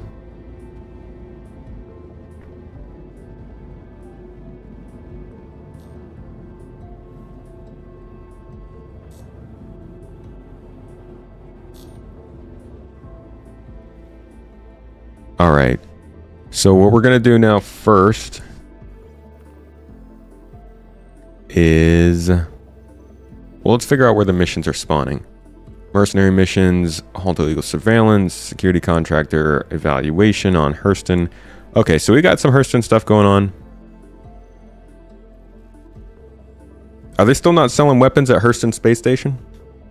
I think what we could probably do is grab a pistol or something to defend us with, grab some armor from the Hurston Space Station and go from there. So I don't think they're really going to be selling many weapons. It might be Alt plus V, yeah. Got to see what they've got over at Everest Harbor for your happy-go-lucky shoot 'em up, boy. They have weapons at Everest now as of last patch. It's a little annoying, but okay.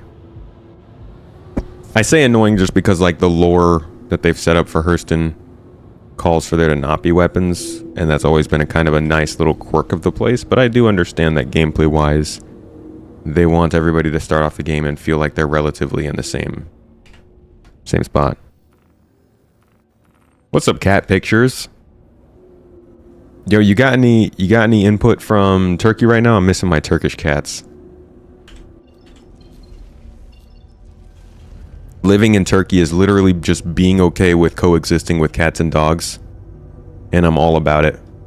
So when I leave Turkey for any time that's longer than a couple of days, I feel very empty inside, and I need to see more cats and dogs. That's why we've got a Pet Pictures channel on the Discord server. People can keep the pet love coming.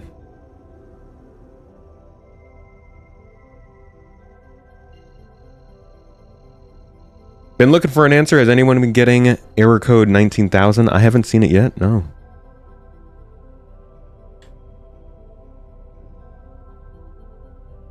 Is there content coming in 320? Haven't kept up with Star Citizen lately. Actually not a ton of content. It's mostly feature stuff coming in 320. Although there is some good stuff happening with Arena Commander. So, you know, if you like that kind of content.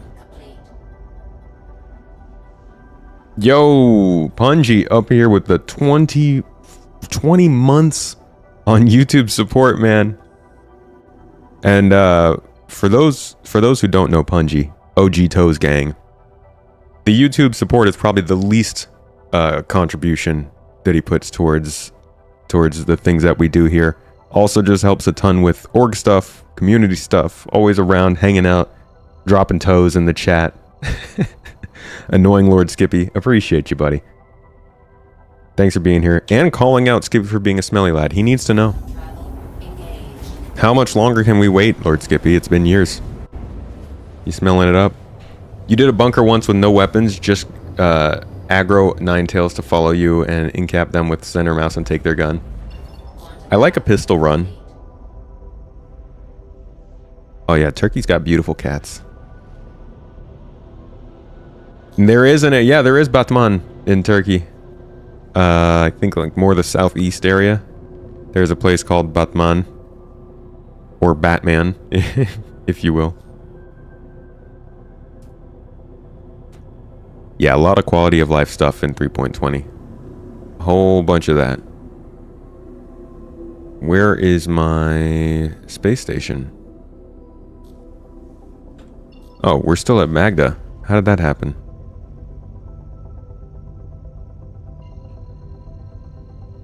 I'm in PTU right now.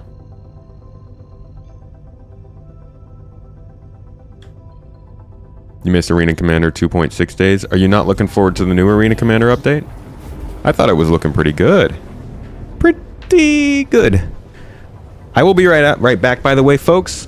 I'm just going to let you all go ahead and fly towards the space station. I'll be back in like 2 minutes. Quantum travel complete.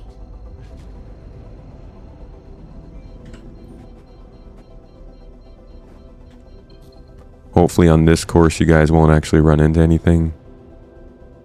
In fact, how about we... How do I disable coupled flight now? If they've changed... They've changed cruise control to Alt-C. What is coupled? Oh, it's literally just C? It says it's just C. Looks like it is.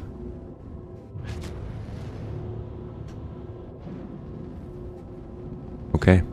In that case, I'm going to give you guys a little bit of a view of the space station here. And I'll be back soon. Yo, Punch! Thanks for the super chat. Appreciate you. Can't believe decouple is easier to do. No, I'm still coupled. Look at that. Is it just not working?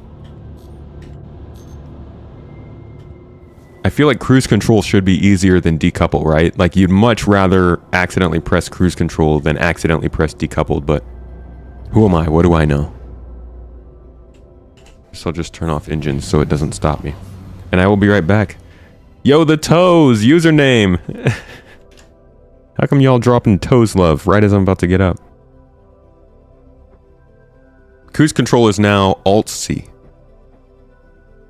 It's a really weird key binding decision to make, in my opinion.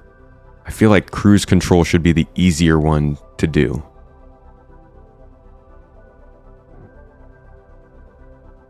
Who knows? Engines on.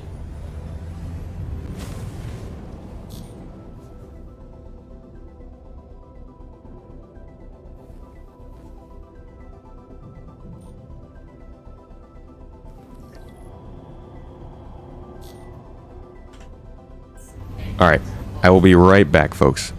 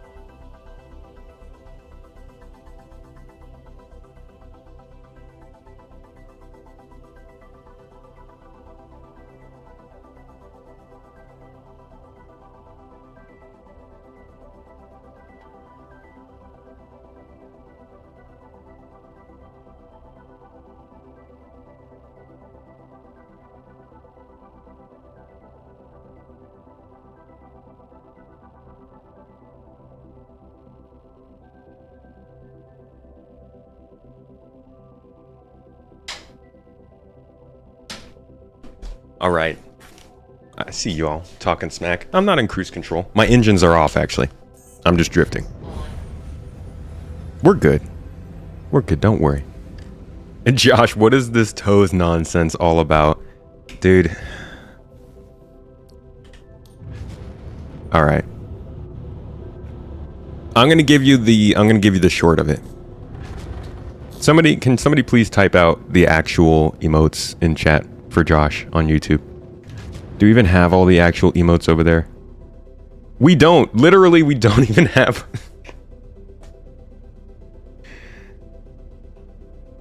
Oh my gosh. So, toes is just the last part of a word. The last part of the word tomatoes, right? So I had 3 emotes that people could use in chat to type out the word tomatoes, but our chat, being the absolute forehead, non-smooth brain citizen conglomerate that it is, decided that toes was the only emote that needed to be used. And so ever since basically the actual day I introduced those emotes, people just type toes and we talk about toes. And it got to the point where we manufactured our own socks. That's right, we didn't just put stickers on socks. We literally got socks manufactured, full threaded, very comfy, I might add. And they say "ma toes" on the front. Just "ma toes," in case you forget where they are. I'm gonna start putting ads for those at the end of the videos going into the winter season, because you got to keep your toes warm in the winter. You know, keep them comfy. You can also just like type an exclamation point socks, I think, and the command will bring them up. They're nice socks, but like it has become a bit of an inside joke. So you're going to see people talking about toes. Don't worry, it's not because we have some interesting support group going on here. It's as civil and non-sexual as you can imagine.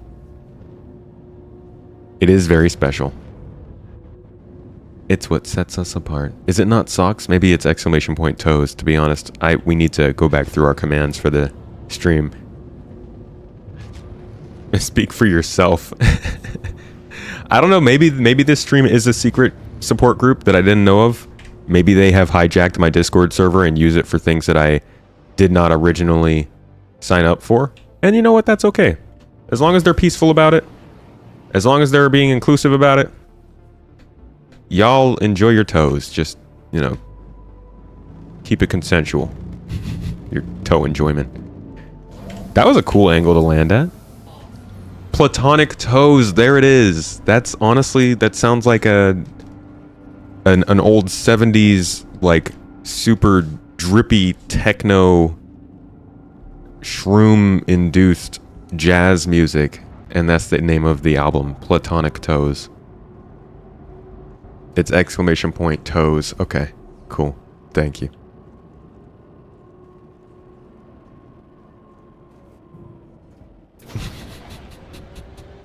Somebody stop him. He's gone too far. He has too many toes on the mind. Yeah, it's got to be a punk band name or something. Platonic Toes is just like... Pick your random, slightly hip, mostly obscure adjective and your even more random noun. You've got a pretty solid band name. This right here. A Smudged Moon. Beautifully done. That's a great band name. Somebody trademark that. You left for 10 minutes and you guys are still on toes. Kyle, do you know if there's important than toes? All right? 10 minutes? 10 minutes? You're lucky it wasn't 100 minutes. You come back in here and mention toes negatively again, I'm kicking you out.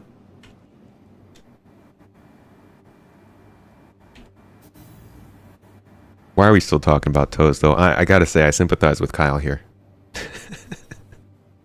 Why are we still on toes? Somebody say something Star Citizen related to me, please. Something that has to do with, like, pew-pew or guns or anything. No, don't spam them in the chat. Stop it. You monsters. Never gonna get sponsors like this, man.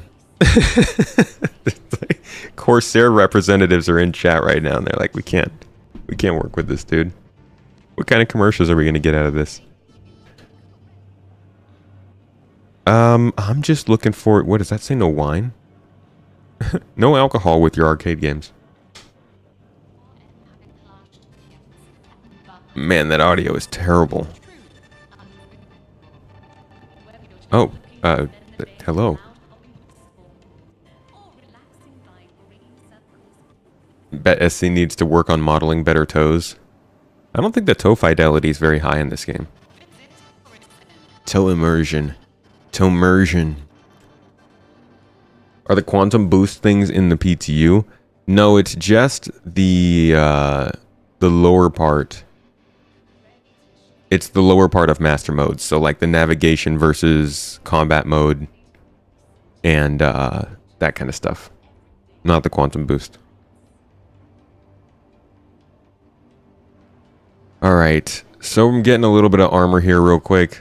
Nothing too crazy. Just some light armor. Keep us safe. It's not very good armor here, so I guess I can't be too picky. It's actually really ugly armor. Show us your character's toes. Can you even see the toes? I guess let's just go with ORC stuff. Are toes even visible in this game? I feel like there's something always on the feet. They're very toe conscious.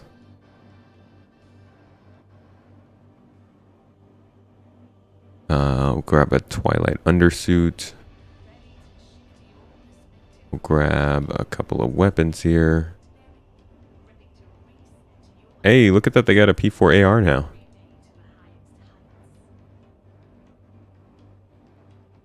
Grab some ammo. And S3 ammo as well.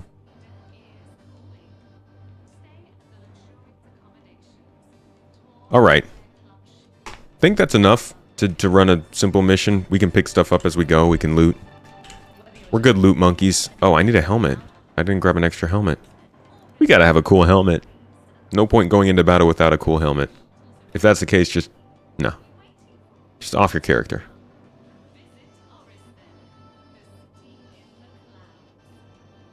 If you can find a good helmet, I'm thinking I might actually just stick with what we've got. These are pretty gross.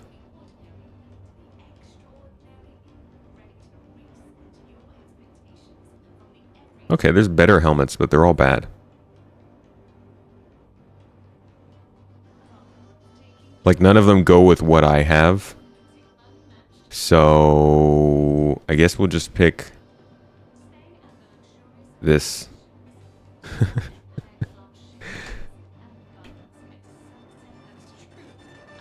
You're here to see the side toe? All right, let me see what I can do for you guys. What can I get you? Oh, there's some toes down there. Hold on. Why has it got to zoom in on the crotch? That is not the money shot. Dude, how are you gonna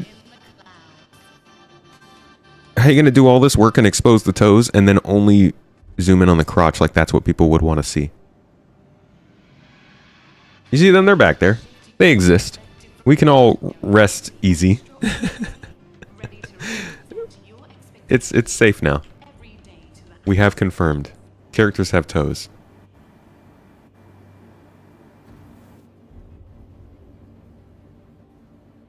Now let's go get the ship and do something.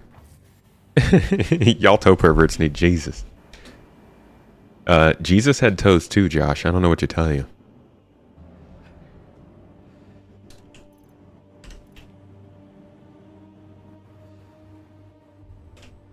Yo, Tyrus. What's up, boy?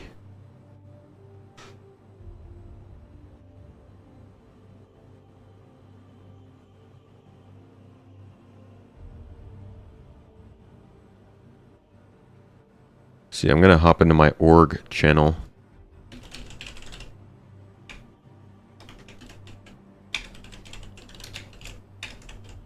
So that anybody in the org can join me on this mission, this lovely mission.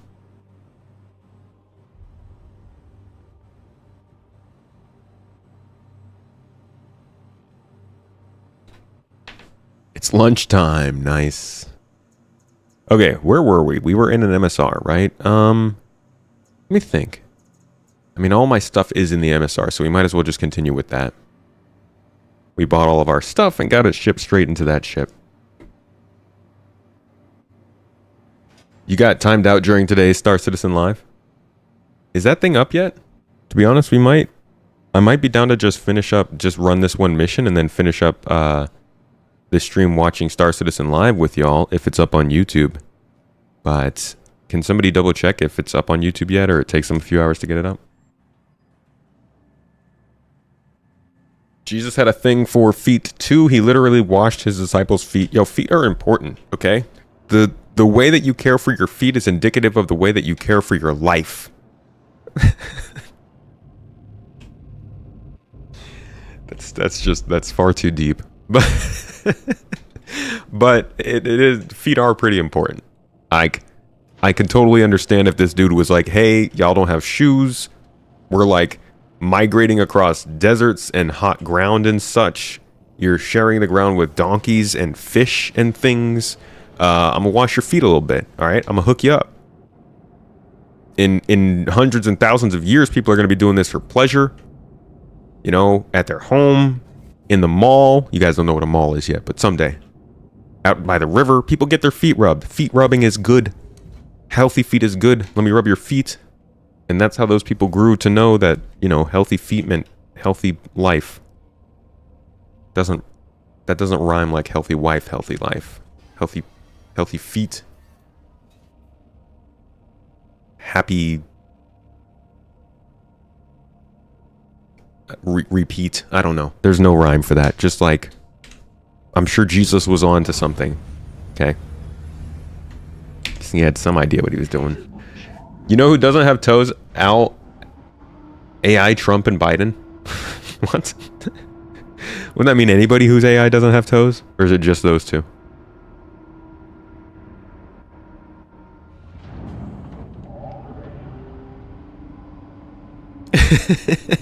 Josh, this was your doing. You brought Jesus into the toes talk. Maybe you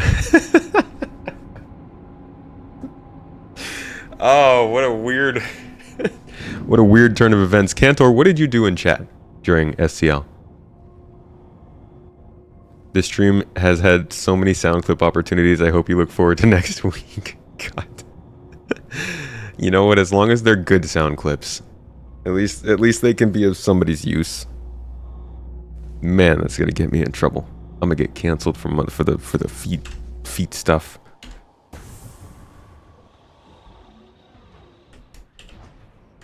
Max headroom. Landing gear. You have regrets? He has regrets. He's regurting. Oh, you know what? Let me... Jesus, I'm pretty sure I just left my inventory. Hold on a second. Maybe we can still access the station inventory. Healthy feet life is sweet. Yeah, okay. I'll take it. Happy feet, happy in the sheets? I feel like that sounds like if you always...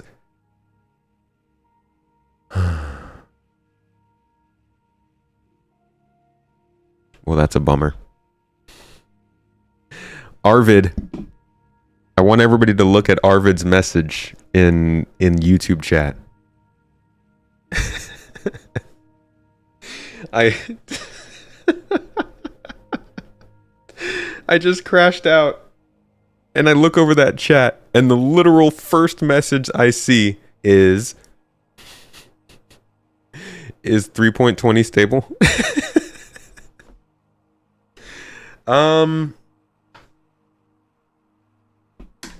You know, despite what this looks like right now, okay, it's not what it looks like. It actually is pretty stable, at least in the PTU. But that's not saying much. PTU tends to be stable. Let's see how it goes at launch. Right now, it's going well though. I would say it is pretty stable. Besides, this is the first 30K I've had since I started testing it. You found this week's our Star Citizen Live interesting. Vehicles can also be put into containers and that they point towards the modular use of container grid, which also points towards the modular use of the Kraken. Yeah, I'm excited to see what they have to say. Vehicle team being on SCL is good news.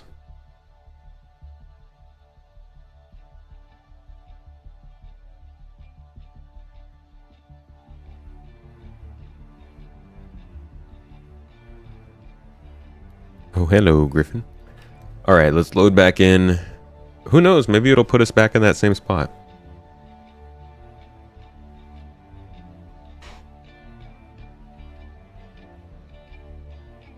You and the partner like to do a bit of tap dancing before getting in the sheets. You got to tire your legs out, man. Have a better sleep. Abdi. What's up, dude? Oh, Sevens, how you doing, man? Good to see ya. Welcome into the garden. We're having totally normal conversations today. Nothing weird has happened here at all.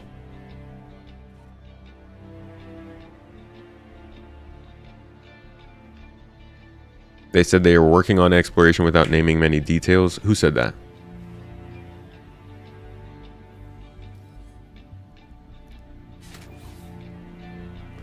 Can you put Furies on the cargo grid of the Hull C? We were going to try that in my first stream with the Hull C. Never got to see, though. Yeah, tap dancing, Abdi. We've been all over the place today.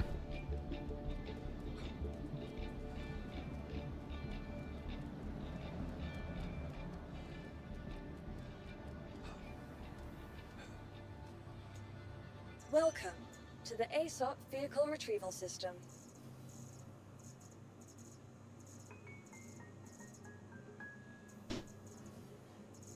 For some reason, I went straight to the Hull C. But I want the Star Runner.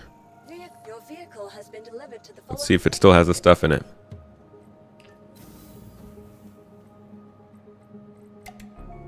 PTU is doing okay with us right now. It's been pretty stable. We just 30K'd for the first time, but like, it's been solid today.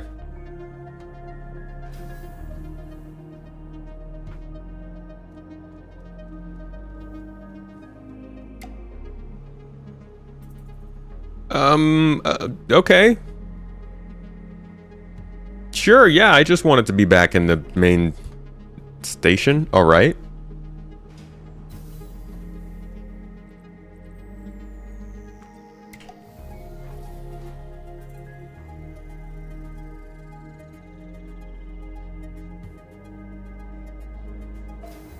In the SCL episode, they shortly mentioned that they are also looking into exploration in the US team.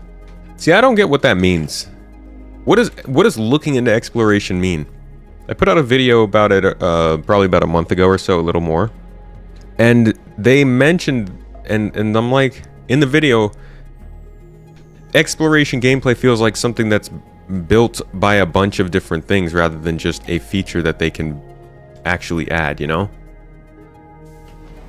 It feels like exploration would be maybe you're scanning, but besides that, generally things like the places you can go, the resources you can find, which feels like that's a whole bunch of different teams that would be working on that, not just a single team that would focus on quote-unquote exploration, you know what I mean?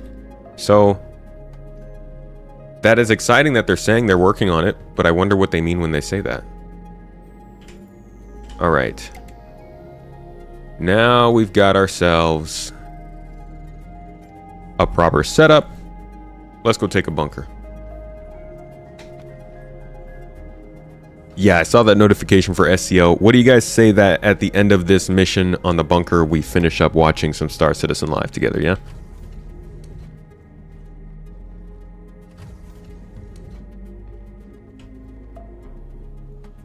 Oh yeah. I mean, exploration will be related to jump points, but that's not exploration on its own, you know?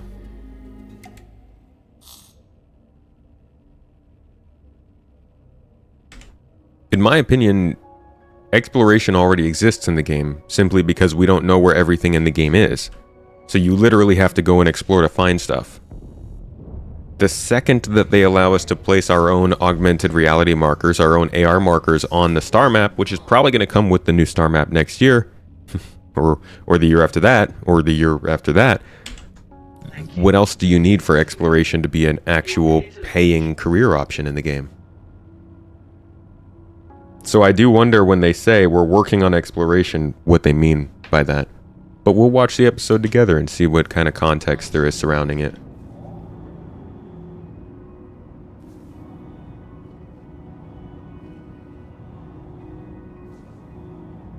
Inventory? What kind of inventory change? Be happy with just scanning and finding like sparkly stuff? No kidding.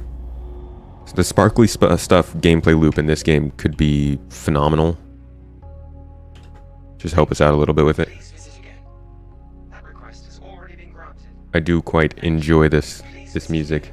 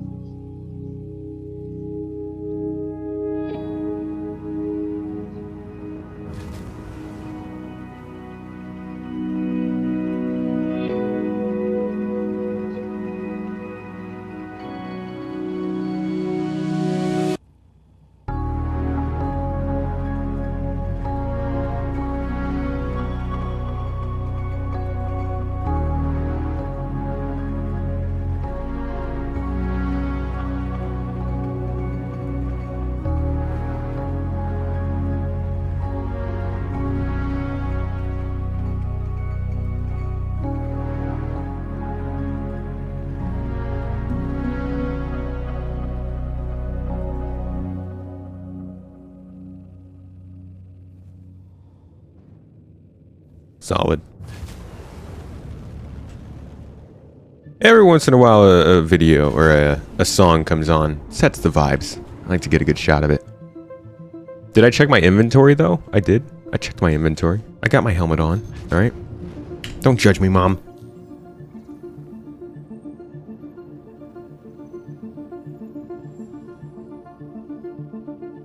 Some gnat sound in the background. Like a chatter over the radio. Alright, mercenary mission, high security contractor, first call to arms. And then, okay, you don't have to do all that. And then we'll take this one at HDSF Tamar. Track that down. Sounds like hacking and data running won't be seen for a while. Why do you say that? I think data running is another one of those things that can slide right in real easy with AR markers. Really all you need for data running to properly work is the ability to run data, and if AR markers are storable data that we can get from exploration, then you can run them.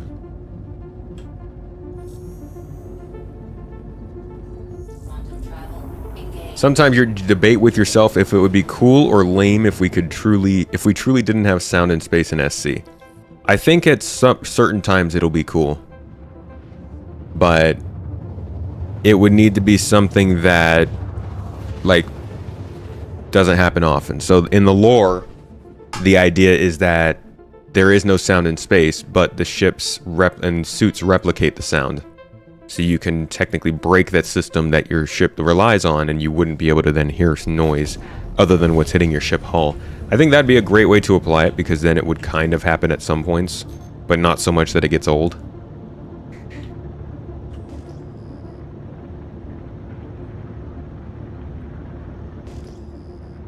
My drink level? I'll be okay. I'm only slightly parched. What does open PTU mean? You just bought the game. This is the last level of testing for the update until we drop it into a live server and anybody can play it. Anybody can play this right now, but you have to download a different version of the game. This is basically just the last version of testing before it goes to the live servers, which are, I guess, the actual testing, since it's all testing at the end of the day.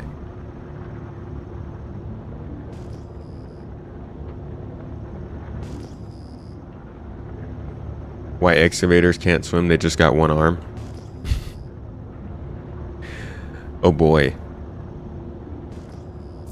Hydrogen fuel, 75%. Or just rename your folder to PTU. You could do that.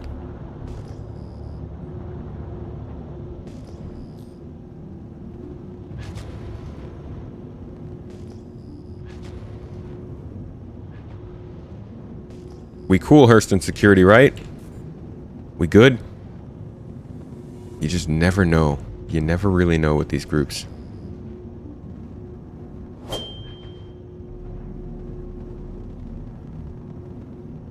Remember when we first got these bunkers and the missions associated with them, and you actually would just never know. You couldn't even look at the mission type and know if turrets were going to shoot at you or not. Now you know, based on which mission you're taking, if they're going to shoot at you, but it used to be the case where, like, they would just always shoot at you. At any given time there was anybody nearby, they were just taking shots. Very annoying. You bought the Nomad pack. Is it worth exchanging it for the Cutlass Black? You don't spending a few more bucks. The Nomad pack is very good on its own. If you're by yourself, the Nomad is a great ship. If you've got a friend that you know you're going to be playing with a lot, then the Cutlass is a good choice, but there's no reason to spend more money, especially when you've already got a Nomad. I would give it some time. See how the game treats you. Enjoy what you've got there. If anything, you'll appreciate the upgrade to the Cutlass more later down the line.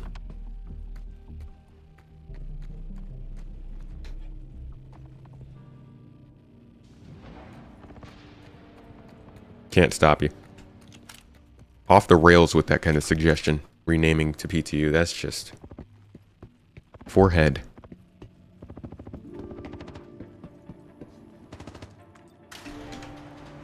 Alright, we need some action music. Let me use this elevator time to turn on my action music. We're going Mass Effect 1 here.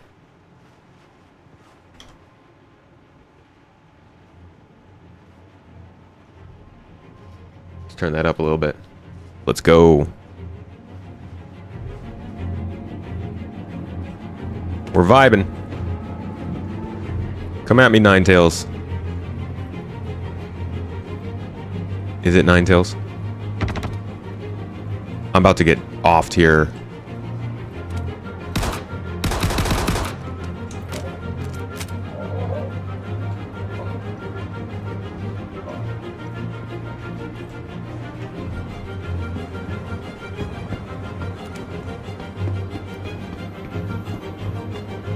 Are they all upstairs? Alright, I'm moving upstairs. Let's go.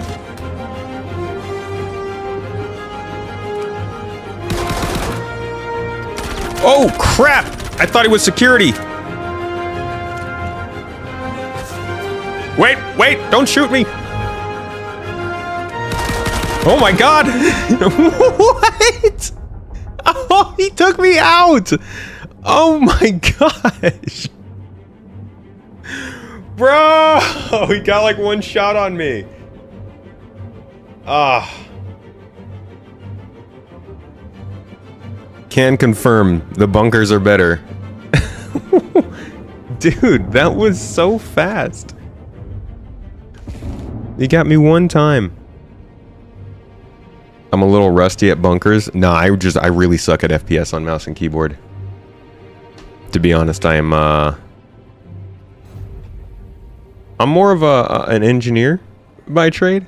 I actually want to jump into some Arena Commander now. Well, no, we said we were going to do Star Citizen Live. I'd probably be better off. No, that dude, that had great aim. I feel like he put a few in me, and then I healed myself, and I had some decent health. And I was putting some shots into him, but I guess desync-wise, I didn't see his shots hitting me. I like it, though. He was pressing me. Like, that was some solid pressure. I feel like I was actually fighting a challenging NPC. Looked like it was pretty much stuck on single action, walk forward and shoot, but still, I'm just from that little bit of experience I just had there, I'm more interested in running bunkers now. I hope that the game performs live like it is right now in the PTU. That is a big wish. PTU usually performs better, but that was pretty good. Yeah, it chased me down, put me on the spot. GII's org leader, everyone. That is why we're not a PMC. Honestly, I am better at games when they run well. Like, you guys have seen me play Halo, or Starfield, or most other complete shooters. I'll hold my own in FPS. This game struggles, though. What kind of engineer? A ship engineer, of course. Specifically on RSI ships. No, I was mechanical engineering by trade. The only guns I was holding were rivet guns. I think it depends on the servers. When the server load is low on life, the NPCs are brutal. Yeah, sometimes they'll catch you off guard. And I do not prepare for those times. 320 PTU feels more stable, but 318 PTU also felt pretty stable. GII can mine the crap out of a rock. Yeah, buddy. No thanks to me.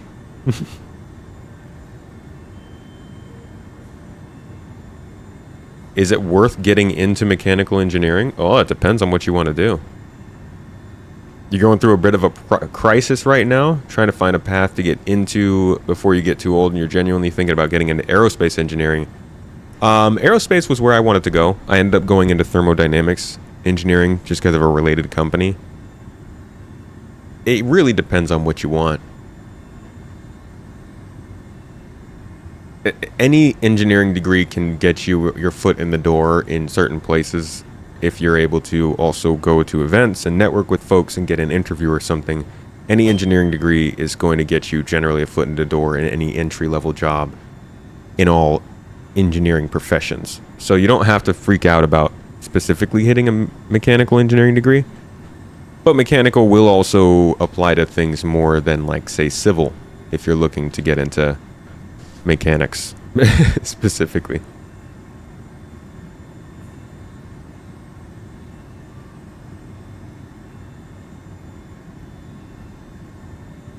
work as quality control in aerospace. Hey, I have a friend who did that at Northrop for a little while. All right, let me pull up. Let's pull up Star Citizen Live here.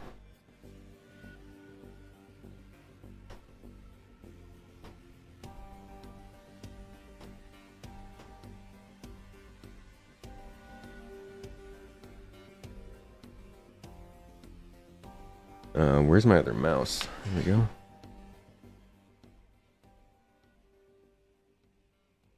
All right, let me turn those off.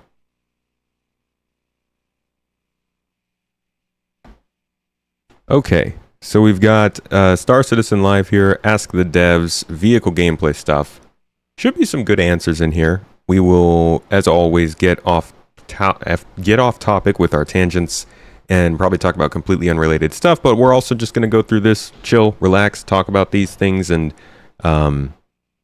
see what they have to say about vehicle gameplay. Some interesting stuff going on with that in 3.20, so this should be good. Are passenger careers available? Passenger. Getting paid to be a passenger? I don't know what that means.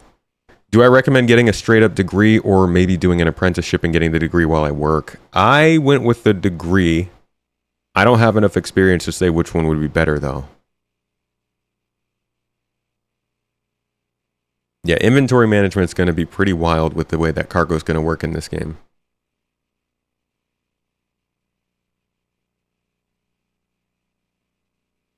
No massed vehicles or ships yet, so it is still more like a cartoon than a simulation. It's getting better. But yeah, there's still some mass missing. How is Turkey? Well, thank you for asking, Delicious. I'm in the States right now. Hopped on over from Turkey last week, and we'll be over here until February and then back to Turkey for the winter and spring. Oops. All right, we'll keep chatting throughout everything.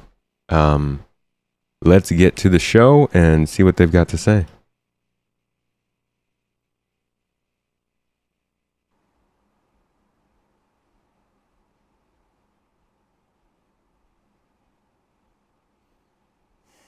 Talk for me, please. I need to know how your sound is. Come on. I was just doing it until David laughed. Hi, everybody. It's too quiet. All right, I'm going to switch over to my other tab. Did y'all see Jared, though, with his hair? Now we can talk about the Jared hair. It's so short.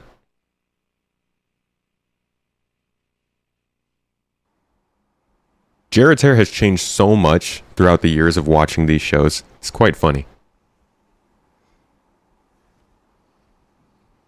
Even his facial hair is short. What do we do now? I was just doing it until David laughed. Hi, everybody. Welcome to Star Citizen Live. I'm your host, Jared Huckabee. And if you've never seen Star Citizen Live before, it's where we take about an hour at the end of our week and we sit down with some of our developers. Sometimes we play the cool new video games that they're working on. Sometimes we showcase a little bit of their work process. And other times, on our Ask the Devs specials, we actually invite members from our development teams on and we take questions from you, the Star Citizen community, and put them directly to the developers. And that's what we're doing today. On the show today, we have two members from our esteemed vehicle gameplay team, formerly the vehicle experience team, but now called the vehicle gameplay team because if you change the name, it just seems like you're making progress. We got Johnny and Richard. Johnny, Richard, how you doing? Yeah, I'm great, thanks. Yeah, it's great to be back. Good. Is there an actual difference between the gameplay and the experience team? It's pretty much the same folks, right? Doing the same mission. Yeah, I mean, it's pretty much the same team. I mean, and we formed the vehicle experience team. What was it, 3 years ago? Yeah, something like that. Yeah, and then we had, and then basically we basically had a shift to squadron. And we've got that to a certain point. We've kind of reformed on the PU side to focus on the vehicle gameplay for the PU. Yeah, it's you guys did your time in the trenches for Squadron for a while. You got the vehicle experience there where it needed to be. Now you're coming back here. There's a renewed focus on the PU with the members of your team. Still a little low. Jesus, it hurts my ears. Got it at almost 200% volume now. And that's a little bit about what we're going to talk today. We put a thread up in Spectrum, which is the bespoke communication platform available on robertsspaceindustries.com. Turkey's weather in the winter depends on where you are. Like if you're on the Aegean coast, it's Mediterranean, pretty nice. A little chilly, but it's okay. Up where we are, it snows and rains more because we're getting cold air from Russia. You got the eastern side is getting weather patterns from the Caspian Sea, Iran. Down in the south, it's a desert. You know, the border with Syria is a lot. It's like wherever you are in the country, it's different. It's kind of like in the U.S. You'll get different weather in the winter depending on where you are. Related to the vehicles that are currently flyable or drivable in the verse today. Sorry. So without further ado, because you guys did pick quite a few questions, I'm very proud of you for doing so. We're just going to jump right in no particular order. Is there a gameplay reason to not have a rotational decoupled mode? Some people would really appreciate it. Possibly this person who's asking. Probably. So yeah, we have experimented with this internally. We did some play tests with it, and it turns out it's really hard to control. It's very difficult to work out which direction you're actually rotating, especially if you start combining rotations. Like imagine you start rolling, and then halfway through that you start pitching, and then halfway through that you start yawing. All of a sudden your rotational axis is completely different from what you think forward is. And then the by far easiest way to stop rotating is just to hold space brake and just stop and start again. So we've tested this and tried a couple of approaches and stuff. For now, the plan is not to add one of these in with the normal decoupled mode. We feel coupled rotation is more controllable on average and a more intended experience. But we could have just spitballing. It could be used as like a malfunction of IFCS in future. All of your rotations get completely unlocked and then you're just spinning. I would say I'm not even that bothered to have uncoupled rotation, but the ability to slow down my rotation acceleration would be great. I think whenever we're at the point that ships are remembering their states all the time and everything kind of stays updated on your ship between game sessions, I would like to have, whoopsies, not that. I would like to have my acceleration on the thrusters actually be lower than default.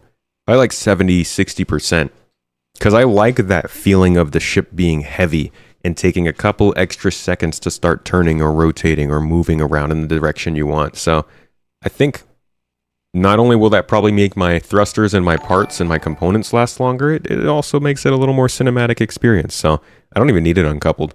I just need to lower the acceleration itself. Tendag, thank you for the Prime sub. Appreciate you.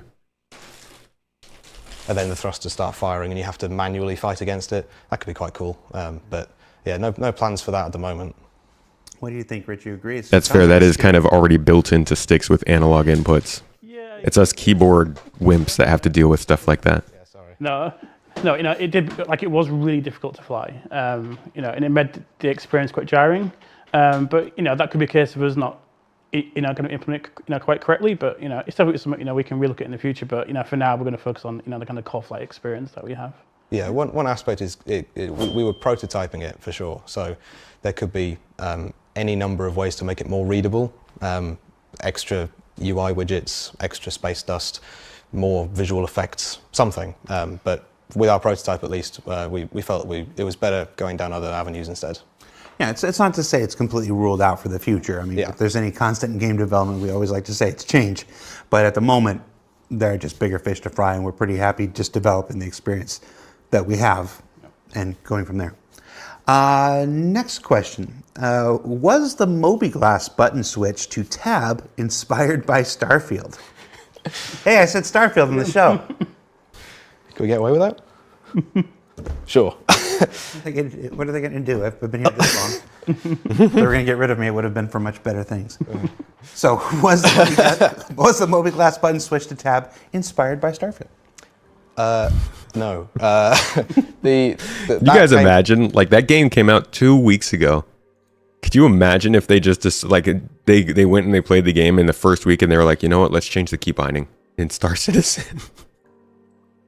That'd be such a fast reaction. I would be truly concerned if they did something like that. Came from a push internally from our Arena Commander team. They really want the scoreboard to be on tab to match how lots of players find that in other games as well, to sort of match what the industry ends up doing. So they had a real hard push for this, of like, if we do this, what would it mean?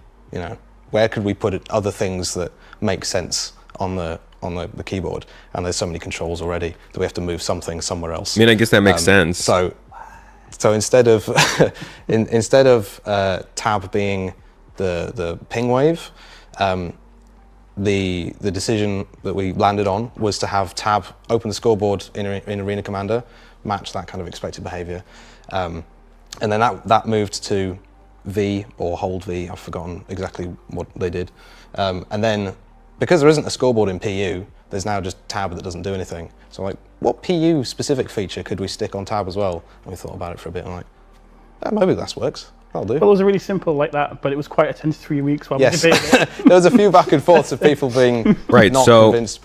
Okay. That kind of is like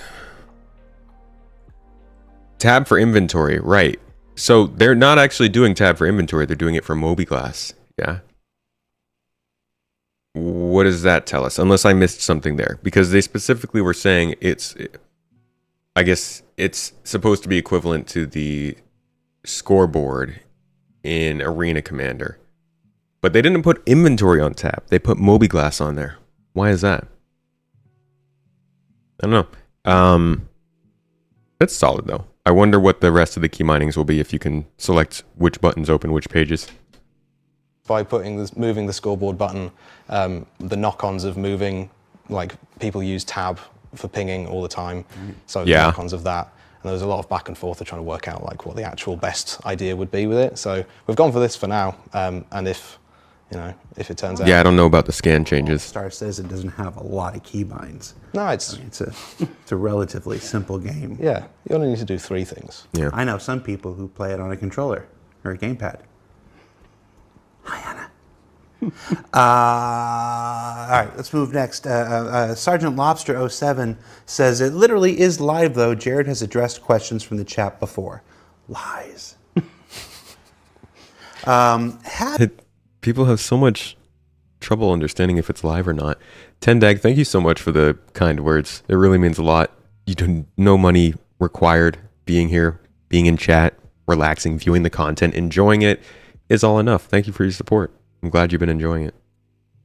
Tab in a lot of games is a hub for character info. Okay, so that fits with the mobiGlass then.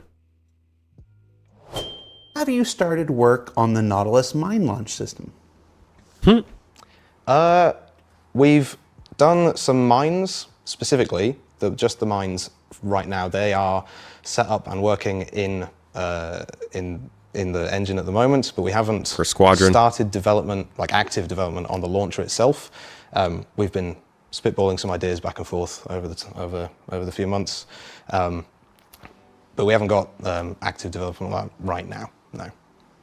And of course, if you're wondering what ships are in active development, we encourage you to always check out the public roadmap, not just the release view, but the development view that actually shows what teams are on what and stuff like that.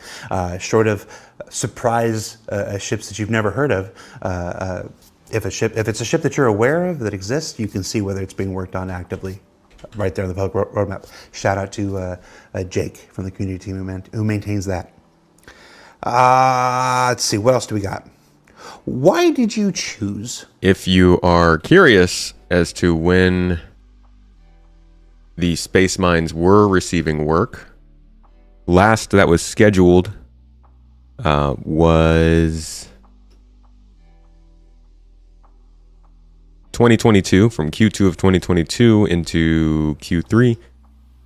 And then again at the last part in May of this year. That's when stuff was scheduled. We don't know if it was or was not actually happening at those times or when it was updated, but there was space mine work going on. Maybe that's what he was just talking about, the little bits of modeling that they did, but not necessarily the actual ship doing its thing. The Aegis Gladius as the test subject for master modes instead of starter ships like the Aurora and Mustang? That's a good question. I mean, it's like it's basically our reference ship internally, because it's the most popular ship for us. It's our baseline ship, and it's got specific handling where it's got a broad sense of kind of skills and purpose for that ship. So it was just a really good ship from a handling perspective, because it's got a mix of fixed thrusters, rotational thrusters, and the speed of it just made sense of where we wanted to kind of test combat. So that's but we did pick the Gladius, but we also picked other ships from different kind of categories as well, tested at the same time. But that's just been the main ship we've used. Yeah, it's the most well set up ship with master modes in mind at the moment. We've tested, as Rich said, we've tested a bunch of other ones. Like we've had some tuning set up for a Hornet. We've had some tuning set up for 300i, and then a few bigger ships as well. We tested out the Vanguard, the Constellation. There was a few others. There was a bunch of them after a while. And trying to fit what the niche is for each individual ship, like what the max speed can be in this specific master mode, what the thrusters can do. The Constellation has a bunch of different turrets on it and stuff. How does that affect it? That kind of thing, just to get we ended up doing playtests with what happens if we have 2 fully manned Constellations against, I don't know, 5 Gladiuses, and see what happens. And then does that match what our expectations end up being? How does a 300i fight against a Gladius? What should it be doing? Those kind of things. So right now the Gladius is the core example. It's the core example as well because it's the main ship in Squadron. So Master Mode was developed for Squadron, so that's a major reason as well. But yeah, there's a bunch of other ships that we've prototyped at least. We haven't just focused on just the Gladius at least. Man, it's going to take so long for all the ships to be updated into these systems. Oh, man. It almost feels like even after all of the features that people have been crying for get implemented into the game, getting the ships equipped with those features is what's really going to take all that time. We're going to have to see how things like this in engineering are adopted to different ships over the next couple years. So that's going to set expectations for sure for the next decade. Let's see. Then as a follow-up to this, can you tell us what multi-crew ship will be the first? To be honest, hold on a second. I have a page of questions that I like to ask if I ever end up running into a game dev. One of those weird, obsessive sort of content creation quips, little things.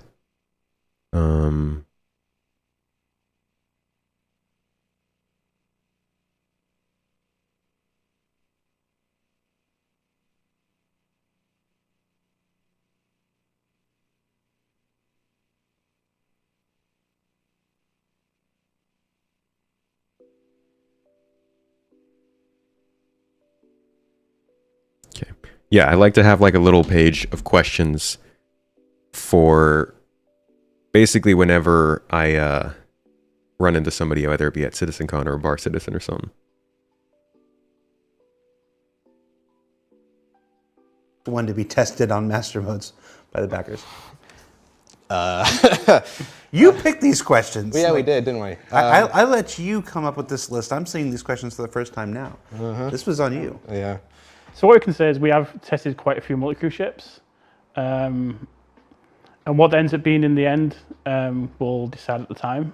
But it's going to depend on what ship fits to kind of test and test purpose and the game mode we test as well. So we'll just make a pretty good, a good guess at the time of what ship, that is best fitted to that game mode, basically. Because, as Johnny said, we did lots of tests where, we had a couple of constellations versus quite a few other ships. So it depends what other ship we might use as well. Because we'll put these tests out there with a specific goal to find out information, that will help us develop the feature.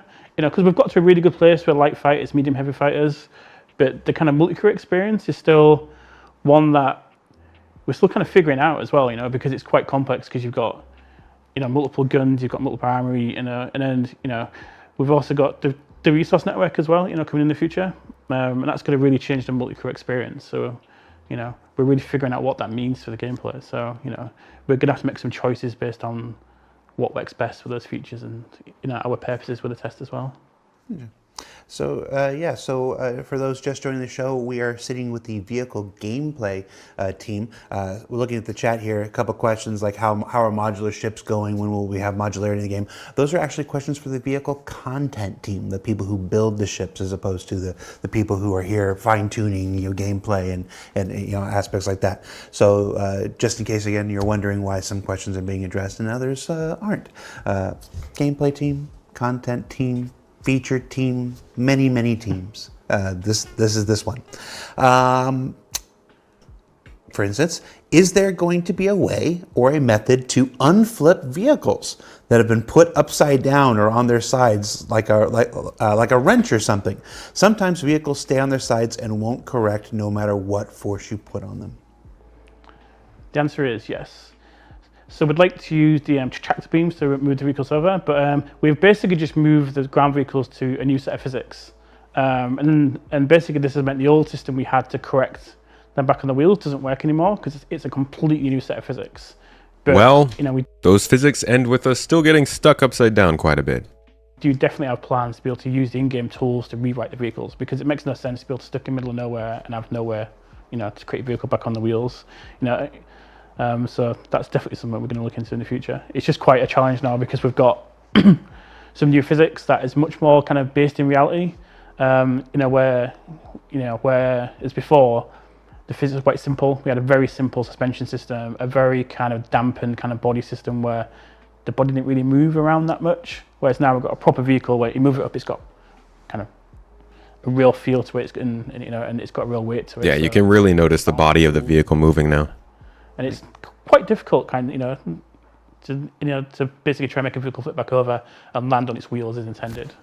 Yeah, I mean, as with all things in Star Citizen, we don't want just a automagical solution. The fact that they try to correct themselves now is a necessary, evil, if you will, to try to keep people playing, to try to keep the experience positive. But whenever possible, we always want to seek these integrated solutions, these diegetic solutions that make sense within the world. And I think a tractor beam is an obvious, one. Yeah. It's right there. It's one of those things, people like to make fun of us, beam citizen or whatever. That's literally one of the things no, that's where beam citizen is absolutely appropriate for fixing that kind of situation. So excited to hear that that's at least being considered. And then as a follow-up to the content question, who was it? Somebody had it in the chat, and I wanted to shout them out because they had it right on there. I lost your name, I'm sorry, but somebody was talking about how basically, for modularity as an example, there's the feature team that would work on the feature of being able to swap out modules and whatever. Then that goes to the content team, who then build them into the ships, and then it goes to something like the gameplay team, who then can figure out the gameplay applications and how that reflects to the player. So there's this nice little pipeline there between features are the things that everybody can sort of work with. The content team build them into the ship, and then you guys come in and and make it an experience for the players. Ruka Ribi, I think that was his name. Ruka. You know how good I am with names. It's just somebody in the chat like had it, and I wanted to call them out, and I lost the name. While we're on the subject of master mode, we weren't on the subject. We were nowhere, so that wasn't a very good transition at all. How will QED work with master modes? Yeah, talk more about quantum boost, please. For both aspects of this, there's the player who's firing the QED or using the QED, and there's a player who's going to be on the other end of it, essentially being pulled out or dampened. So for the person who's using it, the idea is it's going to be, or the current idea anyway, will be in SCM mode, along with a bunch of other things, so that you're in SCM, you've got the QED active, and then that's when you can use it, and along with lots of the other the combat stuff is all in SCM. That's the intention at the moment. So you can still do all the same, everything else, you have the dampener, you have the snare, everything works the same way from that end. And then on the other side, the person who's being pulled out or dampened, the current working plan will be that when you get pulled out, you essentially the quantum drive will be disabled or restricted somehow, because a lot of the internals of master modes doesn't necessarily care about which mode you're actually in directly. It's if your quantum drive is active. That's what quite a lot of the things are. So for example, if you're in nav mode, but you've turned your quantum drive off for some reason, or it's been blown off or damaged or distorted or whatever else, you will still lose, you won't have access to those top speeds because the quantum drive's off. So that's what the restriction is. See, that's where it really becomes more of an arcade implementation than an immersive one. Master modes would make so much more sense if the actual act of powering the quantum drive on made it so that your weapons and shields just couldn't power. And like maybe you could build a ship that could somehow manage to have enough power, but it would be super limited by, what it could do. But this whole idea of just like simply pressing the button and suddenly you have to be in this mode and you have to have this stuff disabled even though your quantum drive is disabled, I don't like that. I don't like that. It feels very similar to what they did with hover mode. It feels like a arbitrary limitation for something that could feel more immersive. And I think the system overall could be good, but the way that they're going about it kind of is annoying. But it's a nitpick, really. When it comes down to playing the game, the result will be the same, mostly. So if you're in nav mode and you get quantum dampened or quantum snared, your quantum drive is going to be off and you're going to be limited to SCM speeds for that time period. And then you can swap back to SCM mode yourself and then go try and defend yourself. That's the current plan. Yeah, the power management angle seems like a better one. Specific things, because there's open questions about things like in a pirate versus cargo hauler situation with QED, for example, what kind of, like, how often should the pirate be successful versus how often should the cargo hauler escape? Because historically we've gone back and forth in balance a lot of the time, where the cargo hauler is always able to escape, so the pirate can't really do much, or the other way around, and the pirate's always able to catch the cargo hauler. So we want some middle ground between that, and we're still working to get the exact balance of where everything fits. And then I have to imagine stuff like I think it should definitely be catering to and leaning more towards the person trying to escape. It should be harder for the pirate, in my opinion, for sure. You should be aiming for 10% of the time, maybe the pirate succeeds. Maybe 20% of the time the pirate succeeds, 10% of the time they actually get something out of it. I don't know. I do think that it should be leaning more towards the person who is going about their way, unless you're in a system where it makes more sense for the pirate to have the upper hand, like Pyro. Contextual to where you are. Upcoming resource management system Yeah. throws that all into array too, because there's the default balancing, but then there's what the tuner does, what the mechanic does to increase those chances on either side. Yep. And stuff, and how those combine. It's like this person, the attacker has upgraded their ability to QED, but the cargo person has upgraded their ability to resist, and you got rock versus rock here in the thing. So it's a unique challenge, and I'm excited to see it play out as the work of the EUPU feature team comes to completion, and then it gets handed over to folks of the gameplay team. So yeah, I brought that back. Sometimes I'm good. Not that time though. Are there plans to change the way ground vehicles accelerate under analog controls? Yes.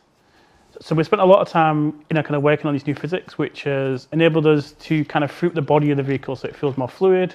And, we've got a brand new time model as well, and this gives us much more fidelity to control the handling.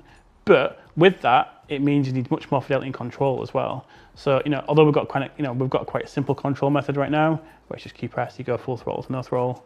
We definitely plan to support, different control methods, so you can go half throttle, quarter throttle to control the slides, and control your speed, control the amount of braking you have and steering you have as well. Because it'll make the ground vehicles feel really good when you've got full control over them. As a follow-up to this, it's a bit on the content side, but I'm pretty sure the answer is gameplay related, so I'm going to go ahead and ask it. What's holding up something like the Ranger from being implemented in the game. It's a good We've one. got to kind of move the physics engine. So we had quite old physics with our old ground vehicles, and they hadn't really been touched for a long time. So we had to go in there, figure out what needed to be changed. And we've got a baseline, as you can see now, with a new ground vehicle physics, which you're going to play soon, it's going to feel much more realistic. But that's our first step in terms of feel. So we're going to get the feel right, but we don't have that on the Drake Mule, and we don't have that on the Nova tank. So we've got to move the ground vehicle physics to those vehicles as well first. And then basically it's just time and resources as always. And we've got to make that call when we can, kind of work on a new, kind of vehicle, because it will be not a completely new vehicle because we use the tire model and suspension physics and all that stuff for it. But, that kind of vehicle is quite difficult to do because it moves from, kind of four wheels to balance. And that's really hard to do. And animate. But that's also It's going to be interesting to see how they animate a two-wheeled vehicle to look correct in so many different types of gravity, right? Or even almost zero G gravity. I feel like it's going to look janky at some speed. I wasn't necessarily talking about interdiction chances with the 20% thing. I was more talking about a successful pirate attack. So interdicting, disabling, boarding, and stealing from all being things that would have to go successfully for that to be a successful attack. If they're running like simulations of how piracy should play out, one NPC versus another, I think in those simulations they should be finding the lawful character ending up winning much more than the unlawful character. And when I say winning, I mean that includes they stop them from boarding the ship, or they stop them from stealing something, or they stop them from getting away after stealing something. Not necessarily just the interdiction part, because that's just one step in a long line of things you have to do. You might not even have to interdict somebody to pirate them, Could just be flying out from the atmosphere. Going from a stable four-wheeler or six-wheeler or whatever to trying to balance on two wheels is very difficult to make fun. So there needs to have a lot of iteration time to make sure that you don't just constantly fall off, for example. And if you go too far the other way and you never fall off, making that also fun. So we need to find where the balance of all of that, across the scale of sim through to arcade of a motorbike, should land. I think people still don't really know how a bicycle stays up anyway. So how are we going to succeed? I'm sure somebody does. Somebody? Yeah. I'm sure somebody in Twitch chat knows. It's a little centrifugal force. Yeah, We don't want to just fake leave it it there, either. right? That's one of the things is, we don't just want to build a car and just animate a bike, because that's what, kind of a lot of people do to get a bike in the game is they'll just make a bike a car and it'll just be animated. But, we want to do it properly, because we believe that experience is a much better experience for the final game. So The folks in chat right now are saying gyroscopes. And I'm gonna tell you, That doesn't really tell us what they're waiting for to do it, though. I was hoping they would say something like, yeah, we got the physics figured out better for four-wheeled vehicles. Now we're working on two-wheeled vehicles.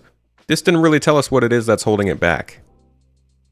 All the answers that they gave, in my mind, I'm like, okay, so why didn't that happen when the Ranger was introduced? What is it that's actually holding back the development of the physics system that makes it possible? That's what I'm interested in. Maybe I missed it. Mention it in chat if I did. I used to back in the halcyon days of 2002. I used to, as part of my job, I used to ride around on a preview version of a Segway. Remember a Segway?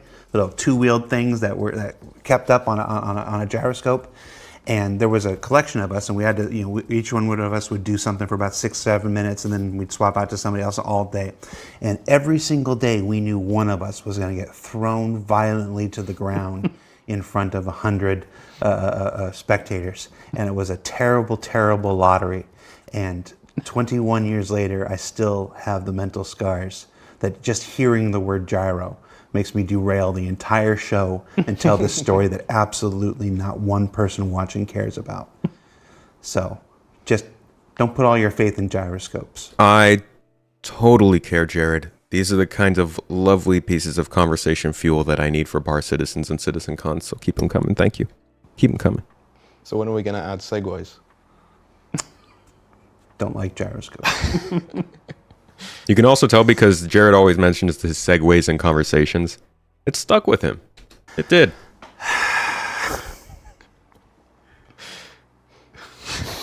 It's derailed the whole show now.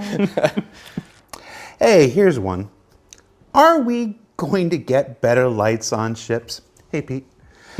Some ships have tons of light in the front, but you can't see 3 feet ahead of you, and some ground vehicles are pretty much dead at night.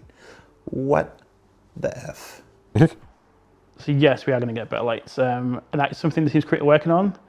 Yo, Jim, thanks for hanging out. To go through Catch you all the around. ships in the game, basically, to do this. To make the balance more correct between them all, because you're right. There's some that will blind you. We've had several play tests where someone's turned the lights on and we can't see anything anymore. Yep. And then there's other ones where you've got the lights on. Yeah. So that definitely is one of the things we're kind of working on right now. Yeah. Like driving with full beams in the fog. Yeah. You just can't. You might as well turn them off again.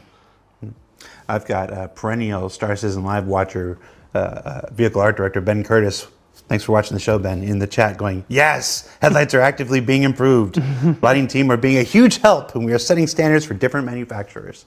So yeah, so different manufacturer lights. Imagine what a Drake headlight's going to be. It's just one's going to always be. I hope that we get that sometime in the Wow. foreseeable future. I happen to love Drake. But Yeah, me too. I love Drake because they're broken and busted, like me. Let's see. Will ground vehicles run on fuel, hydrogen or otherwise, be battery powered or vary depending on the vehicle? If anything runs on fuel, will there be a gear switching system implemented? So, yeah. So we basically moved the ground vehicles gear vehicles already. Switching system. What are we, Forza? And that's our first step to really improving the ground vehicles up to the same specifications as ships.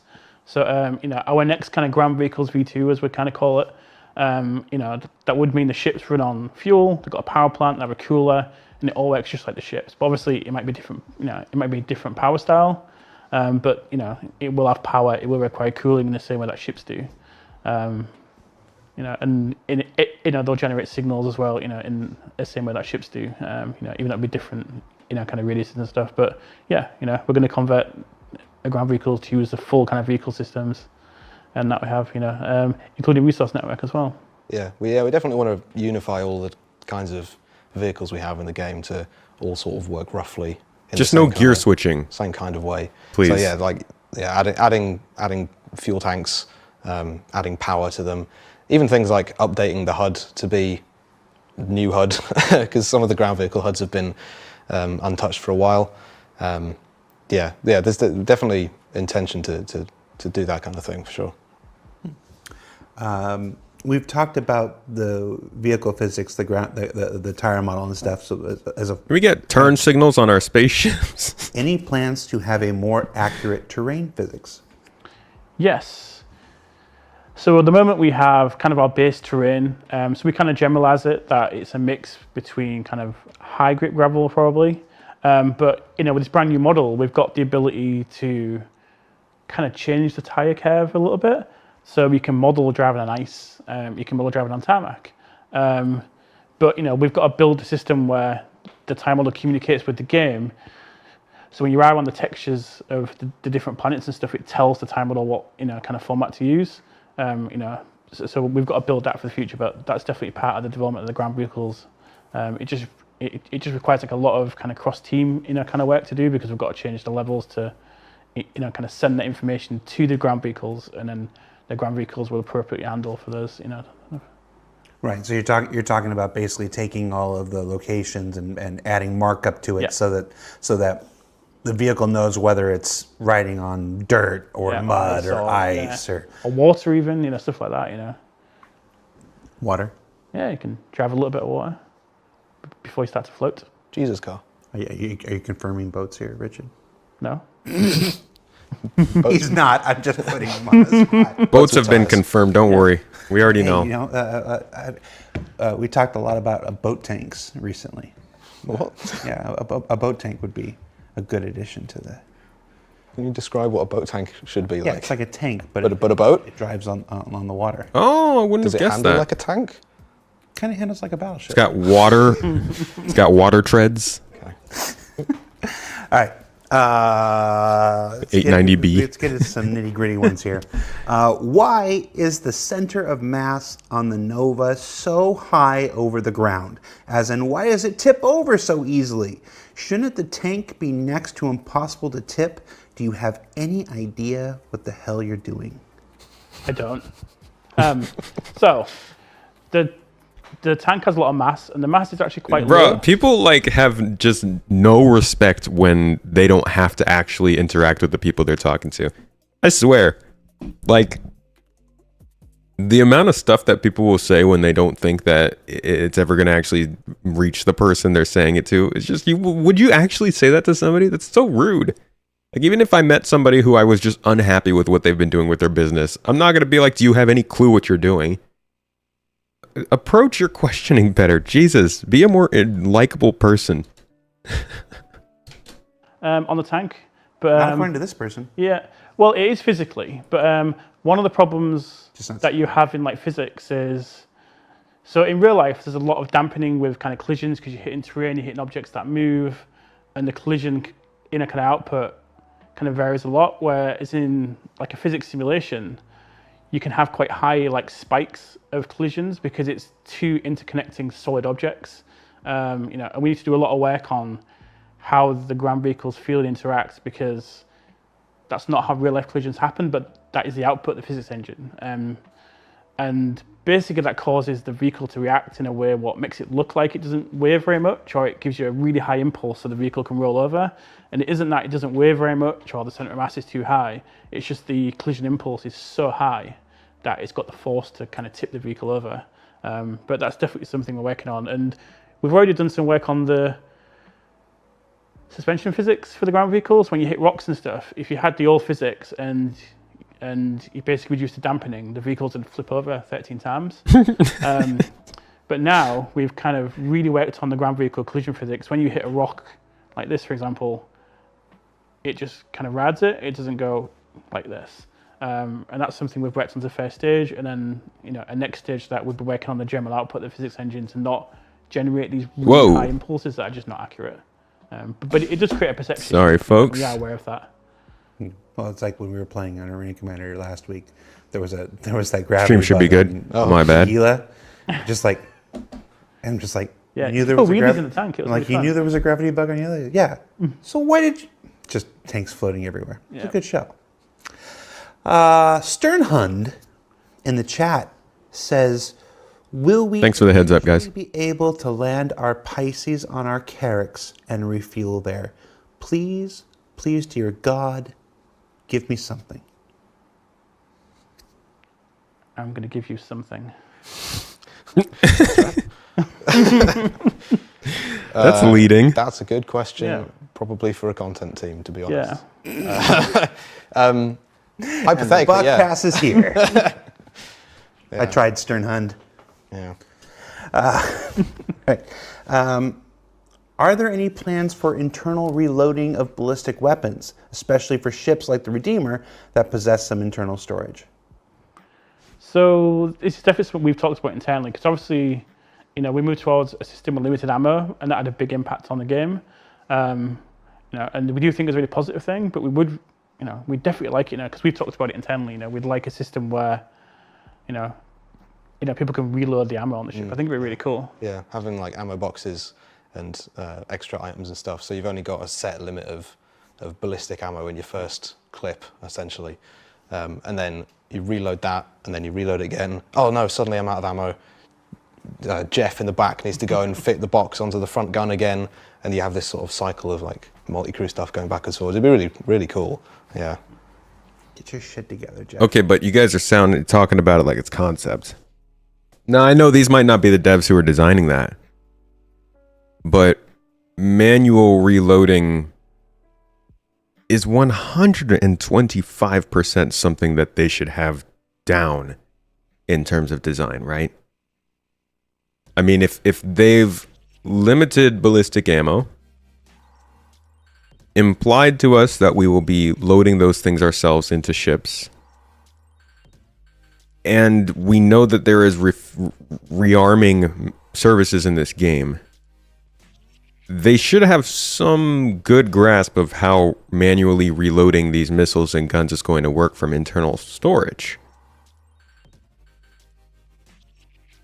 That's super important. That's like very, very important. Guys, I really hope that there's a little more ideation that's gone into that. Would be really cool. Again, these might not be, that might already be in the works. These might not be developers that have that kind of thing in, you know, they might not be privy to that info. But it would be good for them to maybe say that there's another team that did, or somebody else has worked on design of that. Because yeah, manually reloading the ships comes with some complications and some caveats and some stuff that I think would be good to already kind of have an idea of, considering where we are with industrial gameplay. And repairing and rearming your ship's going to be super crucial by the time we get Pyro. So we'll see. Vehicle gameplay team, don't know about vehicle gameplay. Well, I don't know if these guys are designers, if they are engineers. I know that Richard, no, that's Trowler, I think his name is involved in those kinds of design decisions. So maybe it would be coming from him. But not everybody on the vehicle team might be talking about the specific feature that is being asked about. Then again, they probably should still be privy to that info.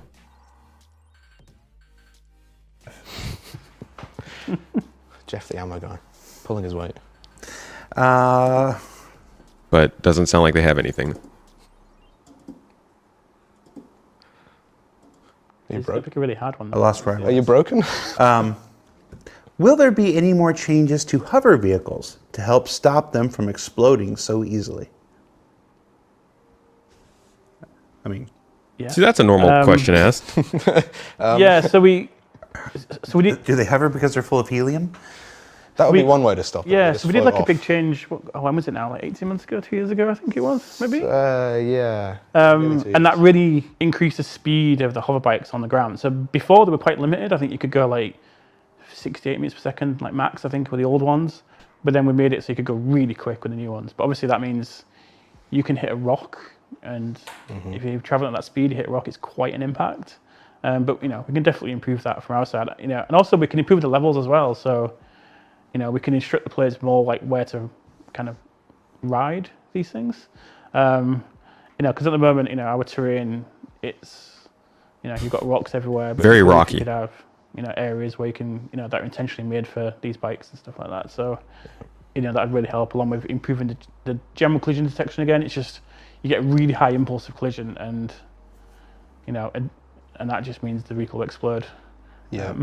Yeah. There's already some assists in Gravlev that are trying to help with this kind of thing. I can't remember if the current one is just like it sees a thing in front of it and it slows down, or it tries to like ride over it. It's one or both, I forget exactly. But there's a bunch of things that we tried to help the problem when we initially did that remake. But you know, some rocks are very big and come at you really fast. So yeah, the speeds can be rocks. like deceptive sometimes, because like 200 meters a second is quite fast if you're on essentially a quad bike. That is very fast. So if you drive a quad bike into a rock at 200 meters a second, it might explode. You'll probably die. I don't think their fix is to tell players to drive in different places. I mean, I think that's part of the fix. But it's true. It's the case. Like, there are some biomes that just have more rocks on them. It'd be nice if they were able to start designing biomes with different levels of density, so that they could specifically say, hey, you know, this is a natural formation, geology and geography, but it just so happens that in this valley, you can ride your bike with almost no problems because there are no rocks. Not necessarily to say like, hey, we're going to leave this part broken. You better find the places that work. And then, yeah, roads as well would help, obviously. But yeah, it comes down to like another like perception thing of you know, you want the fantasy of flying this hover vehicle over terrain and really cool and like trying not to crash into things. And then if you just nip like a tiny bit of rock and then because you're going so fast. Lost a mic. Completely lost a mic. We have lost both mics. I mean, it's something as simple as We got one mic raising the back. durability. We on could it, or- we could like quintuple the health. There we go. I'm sorry? Just lost sound for a second. Sorry, but we're back. We lost sound for a second? About 5 seconds. Sounded frustrated. Do we still not have sound? We've got sound. So can they not hear me right now? They can hear you now. So they can hear me right now. Yes. I recall. And the whole team hates Central. Can they Jared. hear that? Okay. Are you aware of the issue with the Corsair's engines blowing off way too easily, which causes full loss of control? And if so, do you have plans to address the issue? The issue's been addressed in the next build. Hey! Yeah. How did you address it? What happened? So we've been doing like a general pass on kind of the health of engines in the game, which has meant some we've bumped up quite a bit because it just didn't match the overall health of the ship. So we've tried to move the thruster health. More I'm in going line to with the include general that. health of the ship. Totally taking down some notes for my 3.20 coverage video. They have done a pass on all engine health in the game. Good to know. So you should definitely see an improvement. Well, okay. And when you say the next build, they should see it in the next version that goes out to the PTU. Yes. Okay. Cool. Let's see. Where's my list here? I lost my list here. I lost my sound and I lost everything. Let's see. Are trailers for ground vehicles a possibility? And if so, that's actually, they just asked the same question 3 times. Are trailers on ground vehicles a possibility? Have you considered just allowing us to hitch a wagon to the back of our tumbrel? And I thought they meant like really cool marketing to play trailers. ship. It's like, why would you want a marketing trailer for a ground vehicle? We good. Something like that, wouldn't it? Yeah, we'll just stick it on like a flatbed, Yeah. and then you've got this little mule pulling around a Vanguard on a flatbed. Yeah, that'd be cool. That'd be fun. And then you can you can jackknife it. Yeah. You try and park a articulated lorry with a Vanguard on the back. Try not to smash into things. That'd be entertaining. I mean, yeah, so we would have to make the lorry. Again, it's like you can sit there. I mean, it's one of those things we talk about the distinction between feature, content, and gameplay. It's one thing for you guys to say, oh yeah, it'd be cool, but Yeah, we've got to make it. it's another team Yeah. that has to find their schedule and their priorities to make it. But yeah, what is? Okay, here's a loaded one. I want to remind you that they picked this one. Oh. What is CIG's stance on the community's feedback? And is the Fury earmarked for further improvements in relation to this? So a bit of a leading. Did you pick It's this one? very, very Yes. leading. Oh my god, they're like... Do you guys actually the ships that have all of these problems to prove that you do? I gotta hear that question again. And is the Fury one? I want to remind you that they picked this one. Oh. What is CIG's stance on the community's feedback? And is the Fury Their stance on the feedback. Like, we hate community feedback. earmarked for further improvements in relation to this? So a bit of a leading. Did you pick this one, Rich? One. Yes, yeah. How do you This is my feel- fault, so I'll answer One, this one. how do you feel about community feedback? And 2, are you willing to listen to them and make the Fury better? I feel on the spot now. I probably should have picked this one.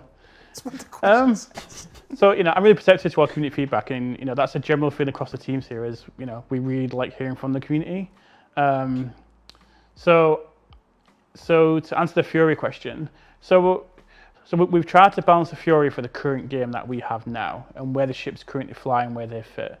And we've tried to give it a little bit more of its personality in the current game. But we've got the game we're working on next.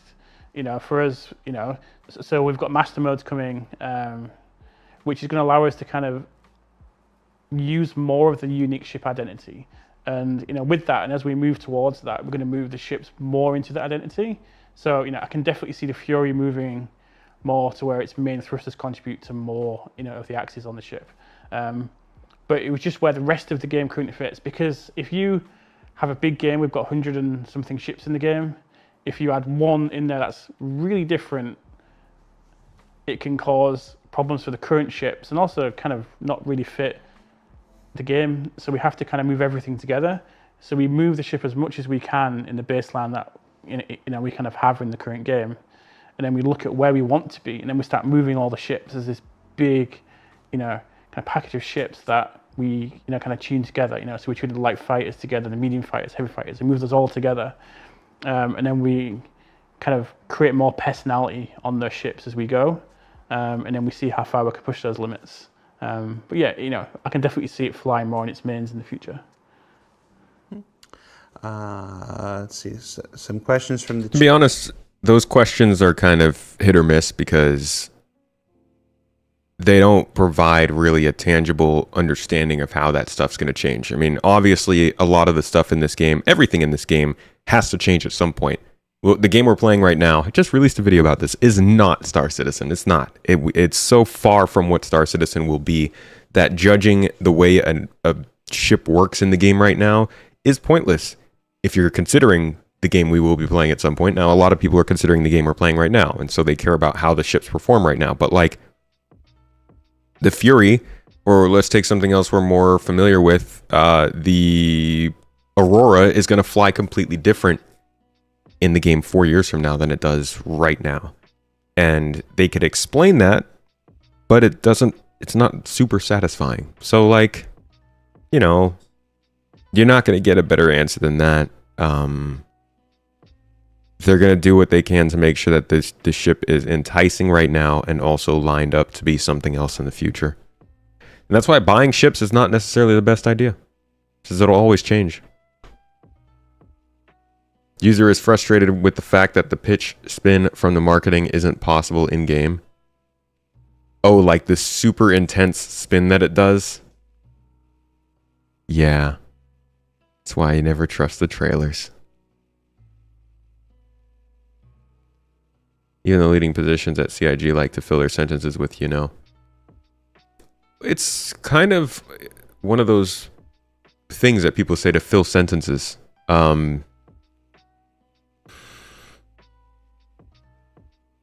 Like, speaking of, or essentially, or buts, or ums, like things that people say. Like I just said it, And you do know. I can prove it. chat. If this is live, why isn't Chad McKinney on? Because he's on the other side of the world. I'm here with these guys right now. Will the 890 jump ever get paints? A question for the content team, not the gameplay team. It is false advertising. But I mean, like, when I see trailers of things, for movies, I assume that they've shown me the scariest or most impressive scene from the movie. For games, I assume that whatever it is I'm watching isn't actually going to happen. For TV shows, I'm guessing that they're showing me the whole plot. And for all of them, I'm assuming that there are scenes and things in those that won't actually be in the finished product. I think, like, get the general vibe of trailers, but don't watch trailers and think you're going to get the exact things that happen anymore. It's not worth it. The other videos, though, that say work in progress, now those I'm all on board with that kind of stuff. But yeah, the false marketing is do not trust a specific maneuver or thing from a trailer as being something you can do in that ship or that vehicle. A lot of people don't realize the present iteration of the game began development in 2015. Yeah, we've only really been seeing it since 2018 with 3.0. And hopefully it will be as significant a new era when we get 4.0, but we'll see. Another one. When will the Vanguard series get retractable turrets like concept the last time we saw an animation? Question for the content team, not the gameplay team. Continuing on with the preset questions. Stealth. Was that the question? Yeah. Stealth. Anything? I'm going to go stealth right now by being really quiet. Success.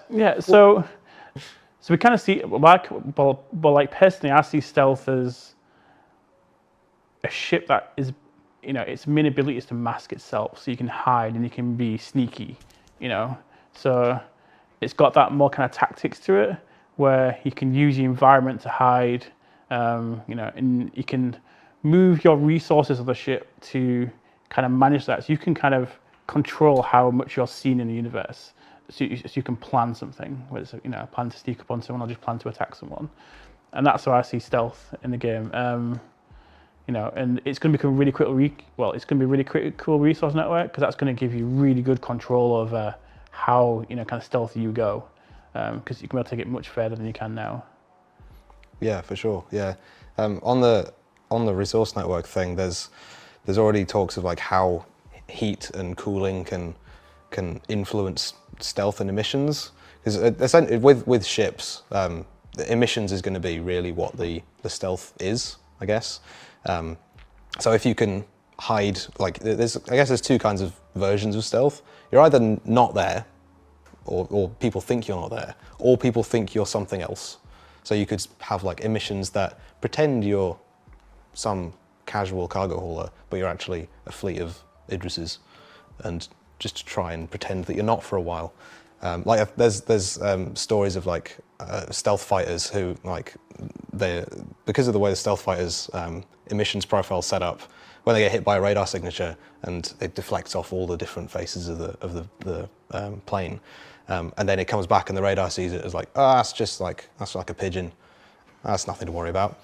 And then suddenly the pigeon turns into a stealth like aircraft for like 2 seconds because it's opened its bay doors, and then closes it again and go, that pigeon turned into a plane for a bit.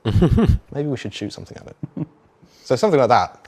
You can have the two different versions of like, we hide it completely, like clamp the emissions completely so you can't be seen in a big radius. Or you can just blare out like noise and obscure whatever you want. And so like with Resource Network, if you have, if that gets tied into heat and stuff, you can have coolers that are like blaring out loads of IR, for example. They could pretend to be something else. And then if you want to go the other route and then like hide all of those emissions, turn all your coolers off, or like have some kind of thermal shielding around it, and then you just slowly cook in your ship because it's heating up. Because that heat's supposed to go somewhere. That's what the emission is normally. And if it's not emitting heat, I guess you're just gonna steam slowly. That'll be such a cool little thing with stealth gameplay, balancing the temperature inside of your ship with your stealth, like only venting when you can. God, I hope to be in a situation where we have to take advantage of that, because that's a really cool idea. I think the team that manages the components is the EUPU team, perhaps, but I'm not sure. And as Stengun asks, as a follow-up, why is that pigeon going Mach 5? Yeah, I was wondering, Sting. I was hoping one of you would say it so I didn't have to be the jerk. it's a very powerful pigeon. It's not a very good radar operator on that particular ship. That pigeon's going Mach 5. That's one very impressive pigeon. Why has that pigeon launched a missile at us? Yeah, no. And how does the invisibility bug factor into all that? It's very stealthy. It's good stealth. It's not the right kind of stealth. It's top stealth. It's like that old bug we had where all the players could turn into golf balls. But technically, Oh, I'd forgotten about. Sounds the like golf Hitman. yeah, that was I'd forgotten about that was that. difficult to fix. Yeah, the Terrapin has that. Has that invisibility bug still going on? I'm not sure. That's I know it's not on our teams. no. but- The last I heard, I think someone made some progress on fixing one of the many ways that it can happen. So Well, maybe it's That's better. what's really annoying. It was the same thing with the golf ball bug. It's Yeah, like yeah. There wasn't just one cause. It was actually a myriad of causes. Yeah. And so, finding every you find one cause and it actually obscures 3 other causes. Yeah. So it's, yeah. That's what bug fixing on complicated situations can be sometimes. You just get, you fix one bug to make it work correctly, and then it turns out working correctly broke 8 other things. I just know it's very frustrating. But Yes. the level of frustrating conversations I've seen internally about that bug over the last several weeks have been. Yeah. I can't imagine. It's Also easy for us, the players. externally, too. But, folks are working on it. It's the best I can offer. Sounds like it is fixed for 320. Aerodynamics. Oh boy. Are aerodynamics planned to be applied to ground vehicles in the future? And if so, Okay, so Rich, he's not nervous. That's how he talks. Every time he's been on camera, he's been comfortable. He's shared good information. He's always been straight up. I'm pretty sure it's just how he talks. But he has been on camera talking to us about aerodynamics a lot with vehicles. So let's see if he gets into control surfaces with how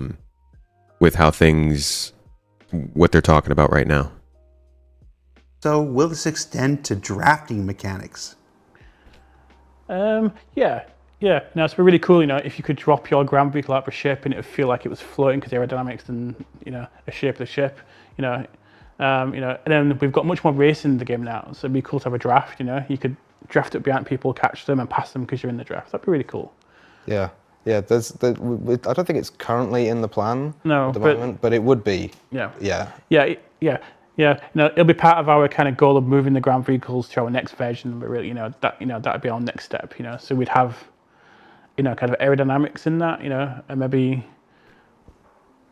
we could mix that in with the, moving the ground vehicles to all the power plant systems and stuff, and have a full aerodynamics. But it'll be quite limited, because we don't want to go like full simulation where we're trying to model the aerodynamics and downforce on the ships and on the trucks and stuff like that.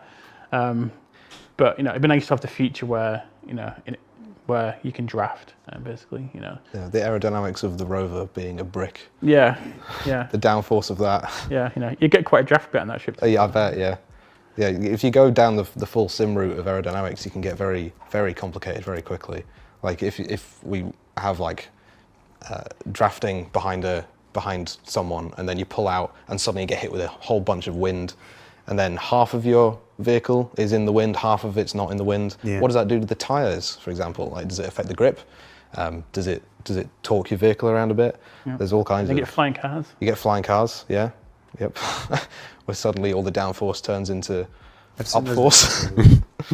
Now, obviously, there's a lot of gameplay implications to it, but like with anything else, it has to be weighed against every single other thing that's going on in the persistent universe, and whether it might work and even be fun. How are there no space arepas yet? Yep, but you have to put it The heck is that? alongside all these other systems and go, okay, well, how does that affect everything from salvage to FPS gameplay to. Well, it's not to say that it can't happen or something. It's not as simple as just, oh, that's a good idea and we put it in. Yeah, it's like with when we did aerodynamics for the ships in the first place. That would be like a really big impact feature, because the ships behaving like spaceships when they're close to the ground in atmosphere feels a lot less realistic and interesting. And if you add aerodynamic flight into ships like that, you get a really cool like difference in how to get those ships to play, and that's a bigger impact than having like fully simulated aerodynamics on the ground vehicles, for example. We can get to similar kinds of things in other ways, but yeah, so which is why it's not been a priority so far. But yeah, it'd be really cool to add that. How excited are you and the team for the recent Arena Commander changes? Was this something like, yes, finally, or was it like, I wish they were working on other things? Like it's the question again. You put it on there. How does the team feel about all the recent Arena Commander changes? Really excited for it. It's a great place to do combat, and it's. So I've been really pumped about it. And also it's given us a chance to test master modes as well. So that's been really cool for us. So we've been really excited to get that out there. So yeah. Yeah. We interact a lot with the player experience team, who are or the vehicle guys in the player experience team, who are really interested in Arena Commander and the way that you can test out how ships behave in 1v1 combat or PvE, Pirate Swarm and stuff, and you get all of that kind of really interesting interactions in ships. There's only certain ways that you can actually really tell what the ships are going to do in those kind of interactions, and that's from really testing in that isolated environment. Because a lot of the time in the PU, you don't end up having that very often because of the size and scale and loads of different roles and stuff that people can do. So you get a really focused environment on that. So that really helps us. And we've been in contact with a bunch of people in the community about like ship balance and stuff in the past as well. So increasing like the playability of Arena Commander and like all the different lobby stuff that they've been doing, and Y'all are making me freaking hungry in chat. Watch it. experimental modes. We finally get the players to test out master modes, and then we can like see what the feedback is from that. And then the best way to make like a feature that the players really enjoy is to take player feedback basically, and then you can iterate back and forth and come up with something really cool. So yeah, we're really excited. I think it begins to finally allow us to realize that original potential of it to be the symbiotic test bed. Well, I mean, obviously we have the PU and the alpha, and then we have the PTU and stuff like this. But Arena Commander is always the promise of it. The true promise of it has always been this focused test bed for the PU, and we got away from that for a while. Like all things, the only constant in game development is change. So this return to it in recent months, as we've been waiting for it to go out in 320, and as it will, hopefully soon, is exciting, especially with all the specific modes to drill down on things like the tank and drill down on things like gun game and stuff like that. Yeah, there's also that renewed focus that helps us with like ship racing that has become a real focus as well. They've remade the maps, right, or added some new maps to Arena Commander. So adding that kind of stuff into it as well, that helps a lot with like vehicle handling and stuff, because it opens up really tiny like precision bits of the balance that helps us hone in on like, oh, why does this vehicle feel slightly different to this kind of vehicle? Yeah. So we're in our last 10 minutes here, so I want to, there have been several questions along this line in the chat here. Zarek Masters is the one that happens to be in front of me. Older ships like the Gladiator. What do you think of the Gladiator? Any chance the Gladiator can get some love? I mean, is the Gladiator perfect right now? Are you happy with the Gladiator? Does its bomb bay doors need some work? The Gladiator is like one of the most forgotten ships in this whole game. Zarek, this is your question. Gladiator is up there, along with like, I mean, I'd say the Gladiator is the most forgotten ship. What else is there? It's like a Herald, maybe.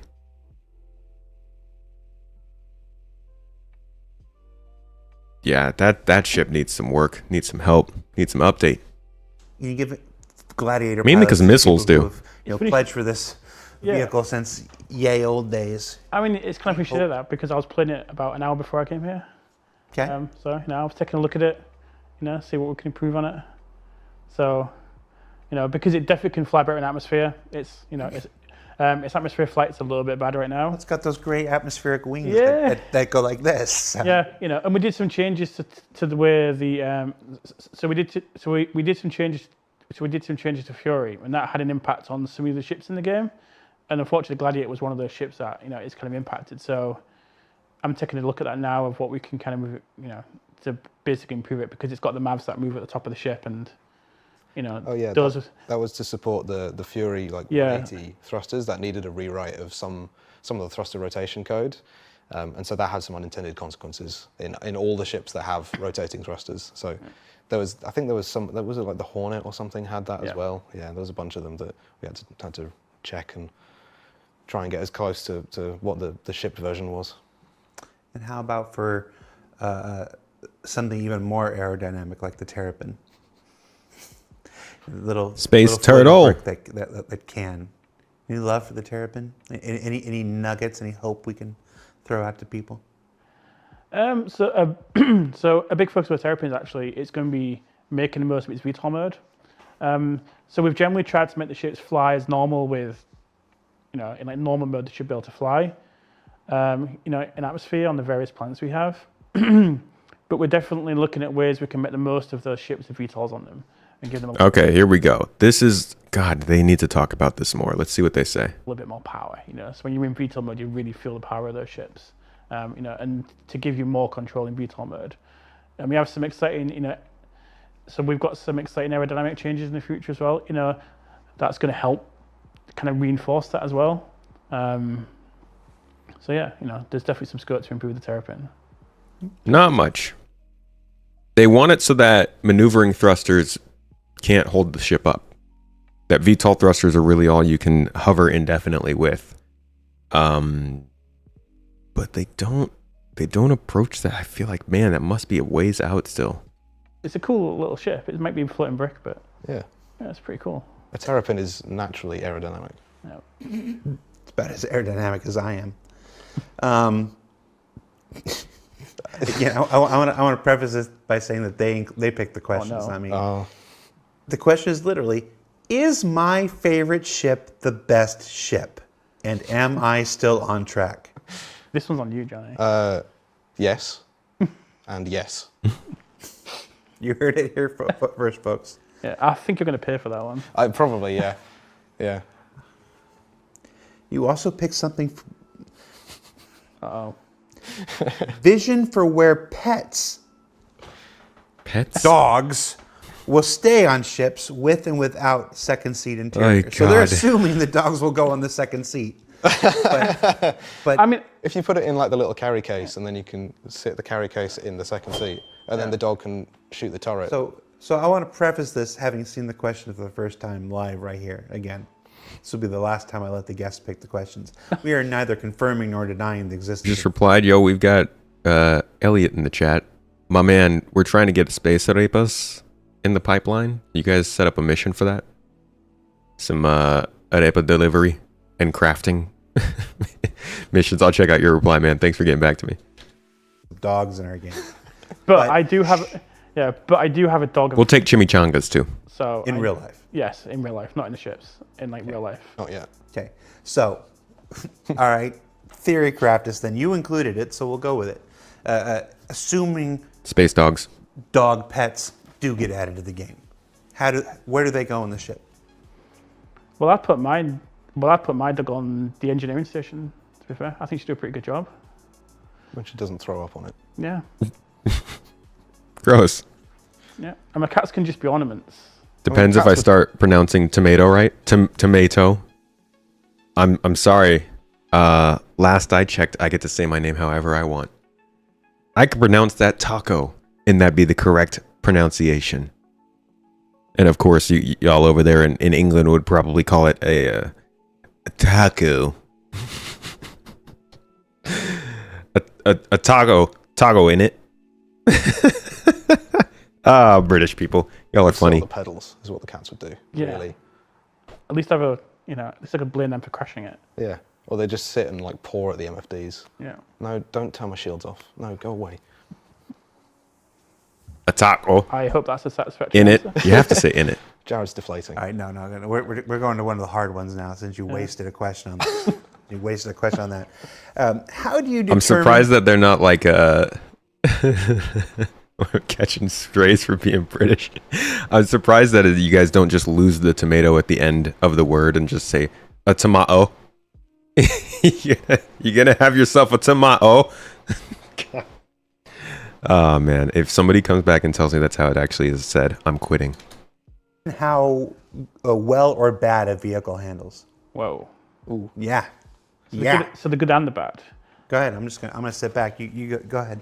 So when we have a shipping concepting phase, we basically outline what the purpose of that ship is. And then from that, we discuss what loadout it should have, what weapons it should have, what size components it should have. And then the ship gets concepted. So we're in control of that. Tomato. And then when we go through like the concept phase and the visual art style, the art starts to lead some of where the ship goes. As well. So we've got like the purpose of the ship, but then the look of the ship, it needs to feel a certain way to match its kind of visual appearance. And then we've got like a really good kind of matrix of like where our current ships are, both in terms of the flight, the combat power.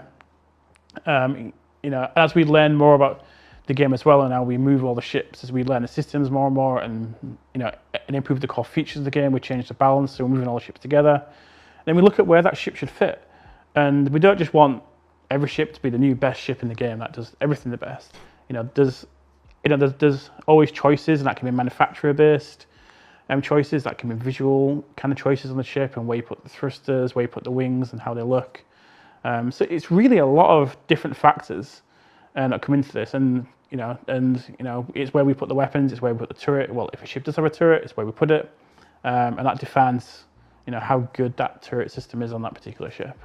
And then there's just we've got kind of core numbers of health, for example. So we've got a really good idea where the current ships are. So we go, right, well, we want the ships for here, so it requires this, but it depends how the ship's built.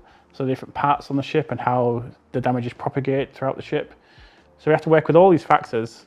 So yeah, that's kind of how we balance. And then obviously we do some testing internally to make sure the ship kind of fits what we originally set out it to be, and make sure it fits in that particular area. But it's not, I don't like to say this shit's just better than the Vanguard. For example, I like to go, well, it could beat the Vanguard in this situation if you did this particular thing, and that's the difficult balance, I guess. I want to go down that whole graph and just find out what ship is the least up to date. That'd be just interesting to know. Because you did so well with that. How do you do that knowing new systems are coming down the pipe, like master modes and resource management and stuff? How do you take that delicate calculus you just described and... Josh, that's such a good idea. Getting Sam from Lord of the Rings to say tomatoes. What is it? Stick them, skin them, boil them, put them in a stew. Tomatoes. Do something for the game today, but also leaving yourself room for tomorrow.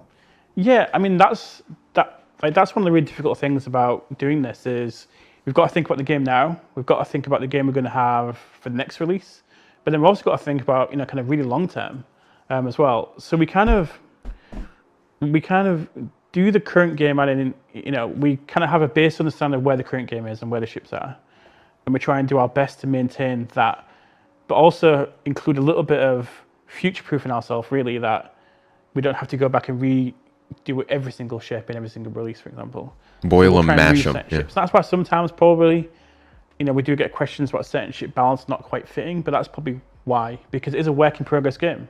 This is a game where we can't just retune 100 and something ships every single release. It's just not possible to do. But we do try and keep it as one unit that's moving. And then we look at we look at things like master modes and stuff like that. So what we try and do is we try and have these things in the game now for us, and we will balance the game for the future as well. And then when it comes to it, we can turn those systems on, for the players, which is what we've done with the experimental modes. We've got the Gladius there. Well, we did have the Gladius there. And basically what we did was we just turned it on with master modes on, and the tuning was there. So we're kind of moving the game towards that for the future like that. But it is a very fragile piece sometimes, and it is quite challenging. There's days where you're like, oh my God, I've got to throw all the balance out I've done over the last 5 years at this company, for these new features and stuff, because we've got so much coming in the game and so much is going to change. Yeah, that is... It's also really exciting because it's a constant challenge as well. So it's a bummer, but I think it's kind of inevitable. I mean, this is something that I hear about happening with games all the time when they're not in open development. It's more just the fact that this game has so much scale and so much included in it that it is going to happen this big and at this stage. But throwing out work because new systems are coming online to replace it, it's not a bad thing in my opinion. It seems like a natural thing. Something that you want to make sure doesn't happen too much, but does need to happen. So sometimes, Johnny, you tell me if I'm wrong here on this. So sometimes when a ship performs one way, it's performing, whether that's good or bad, it's performing that way because it's been tuned in anticipation of this thing that's coming down the line. And because this thing that's coming down the line hasn't arrived yet and whatnot, it may be underperforming today or perhaps overperforming today, because whatever this thing that's coming down the line is either going to bring it in line or it's going to bring it up to where it's supposed to be. So it's not always a bug. It's not always a missing feature. It's not always just an idiotic decision by somebody on the team Who apparently doesn't know what they're doing. Just like the sources of the invisibility bug we talked about, it can actually be a multiple sources all conspiring together to make a particular ship or vehicle perform a certain way at a certain time. And it's one of the big never-ending challenges of running a live game in the middle of our development. Yeah, for sure. Yeah, with all these features that come down the line, sometimes you need to look at the balance. What would make it perfect or really good now, and then how would we want that to be really good in the future? And sometimes the numbers are so different that there's just no hope. Like, or you can like try and get the numbers somewhere in the middle, or you can have one set of numbers and just a completely another set of numbers. And yeah, because we have so many ships and so many different systems, sometimes some things just are how they are. I think we can all agree the best ship in a dogfight should be the Rock DS. I told them I would say something nice about the Rock DS. That was the best. They didn't say anything about it the whole episode. Johnny, Scared of it. thanks for hanging out with us, taking the time out of your busy Friday at the end of the week to be here on Star Citizen Live. Folks, if you haven't checked it out, be sure you watch yesterday's. What about our busy week? We're here. Thank us. Star Citizen. It's part one of our design brief on the cargo career. Lots of big changes coming. Freight elevators, the instance and persistent hangars, all kinds of new cargo boxes with different properties, and of course the big kind of headline thing of that, being able to stick just about anything that's physical on a cargo grid. I've already seen a number of Twitch streams and YouTube videos today, expounding on the possibilities, and yes,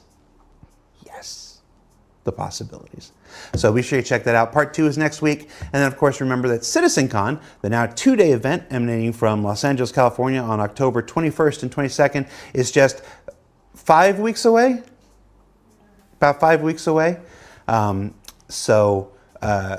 If you're wondering why some of us pulled our hair out, it's probably because of that. So for Johnny and Rich, I'm Jared. Thanks for watching, and we'll see you next week, everybody. Take care. All right, folks. And that about wraps it up for me. Hope you enjoyed watching through that. We don't usually get to do Star Citizen Live stuff on Fridays, to be honest. With the way that the time difference is here from Turkey, I get to do so many different things throughout the day. I'm getting more work done on my videos. I am probably going to have more time to play with the org and chill in the Discord. So all in all, this week has still been pretty experimental for us, and we'll be out of town in a couple of weeks from here. But starting next week, and then again once we get back from being out of town at the end of this month, things are going to be a lot more normal, succinct, to the point. These streams will be happening almost every day. I will probably be playing Star Citizen a lot more, and being a little bit better about my schedule. So keep an eye out. Thank you for coming through and watching this, folks, and giving me your time. I will be live again tomorrow. Not sure what I'll be doing. We'll probably do some more PTU work. Maybe we'll jump into Starfield for a little bit. But generally just be hanging out, chilling, having some fun, good times, talking as we do with you guys. And what the heck? Oh, talking and just hanging out, chatting about the game. Any questions before I go, folks? I really enjoy this timetable of doing this, of getting to go to the gym in the morning and come back and doing this. It's gonna let me do a lot more work and get more videos to you guys. It's nice. Josh, you heading out? Have a cool community. Might have to apply to the org. Since you're a super uber noob, take care. Well, thank you for hanging out. Feel free to try all our wares for a couple of weeks. A lot of the people from the org come and chill in this chat, and you can always jump into the Discord and talk to them without ever joining the org anyway. So if you want to hang out a little beforehand, feel free. We got pretty cool people here. They're pretty good. Just don't catch them on a Tuesday. Otherwise, they're great. And as Vastin is showing, they got a thing for toes. Never going to be able to fully explain that. Test Pilot, glad you've been enjoying the content as well. Got some good stuff coming out soon. I think you'll like a lot. And I'll catch you guys on Tuesday. Oh, Toes Day. You're right. Join JI, folks.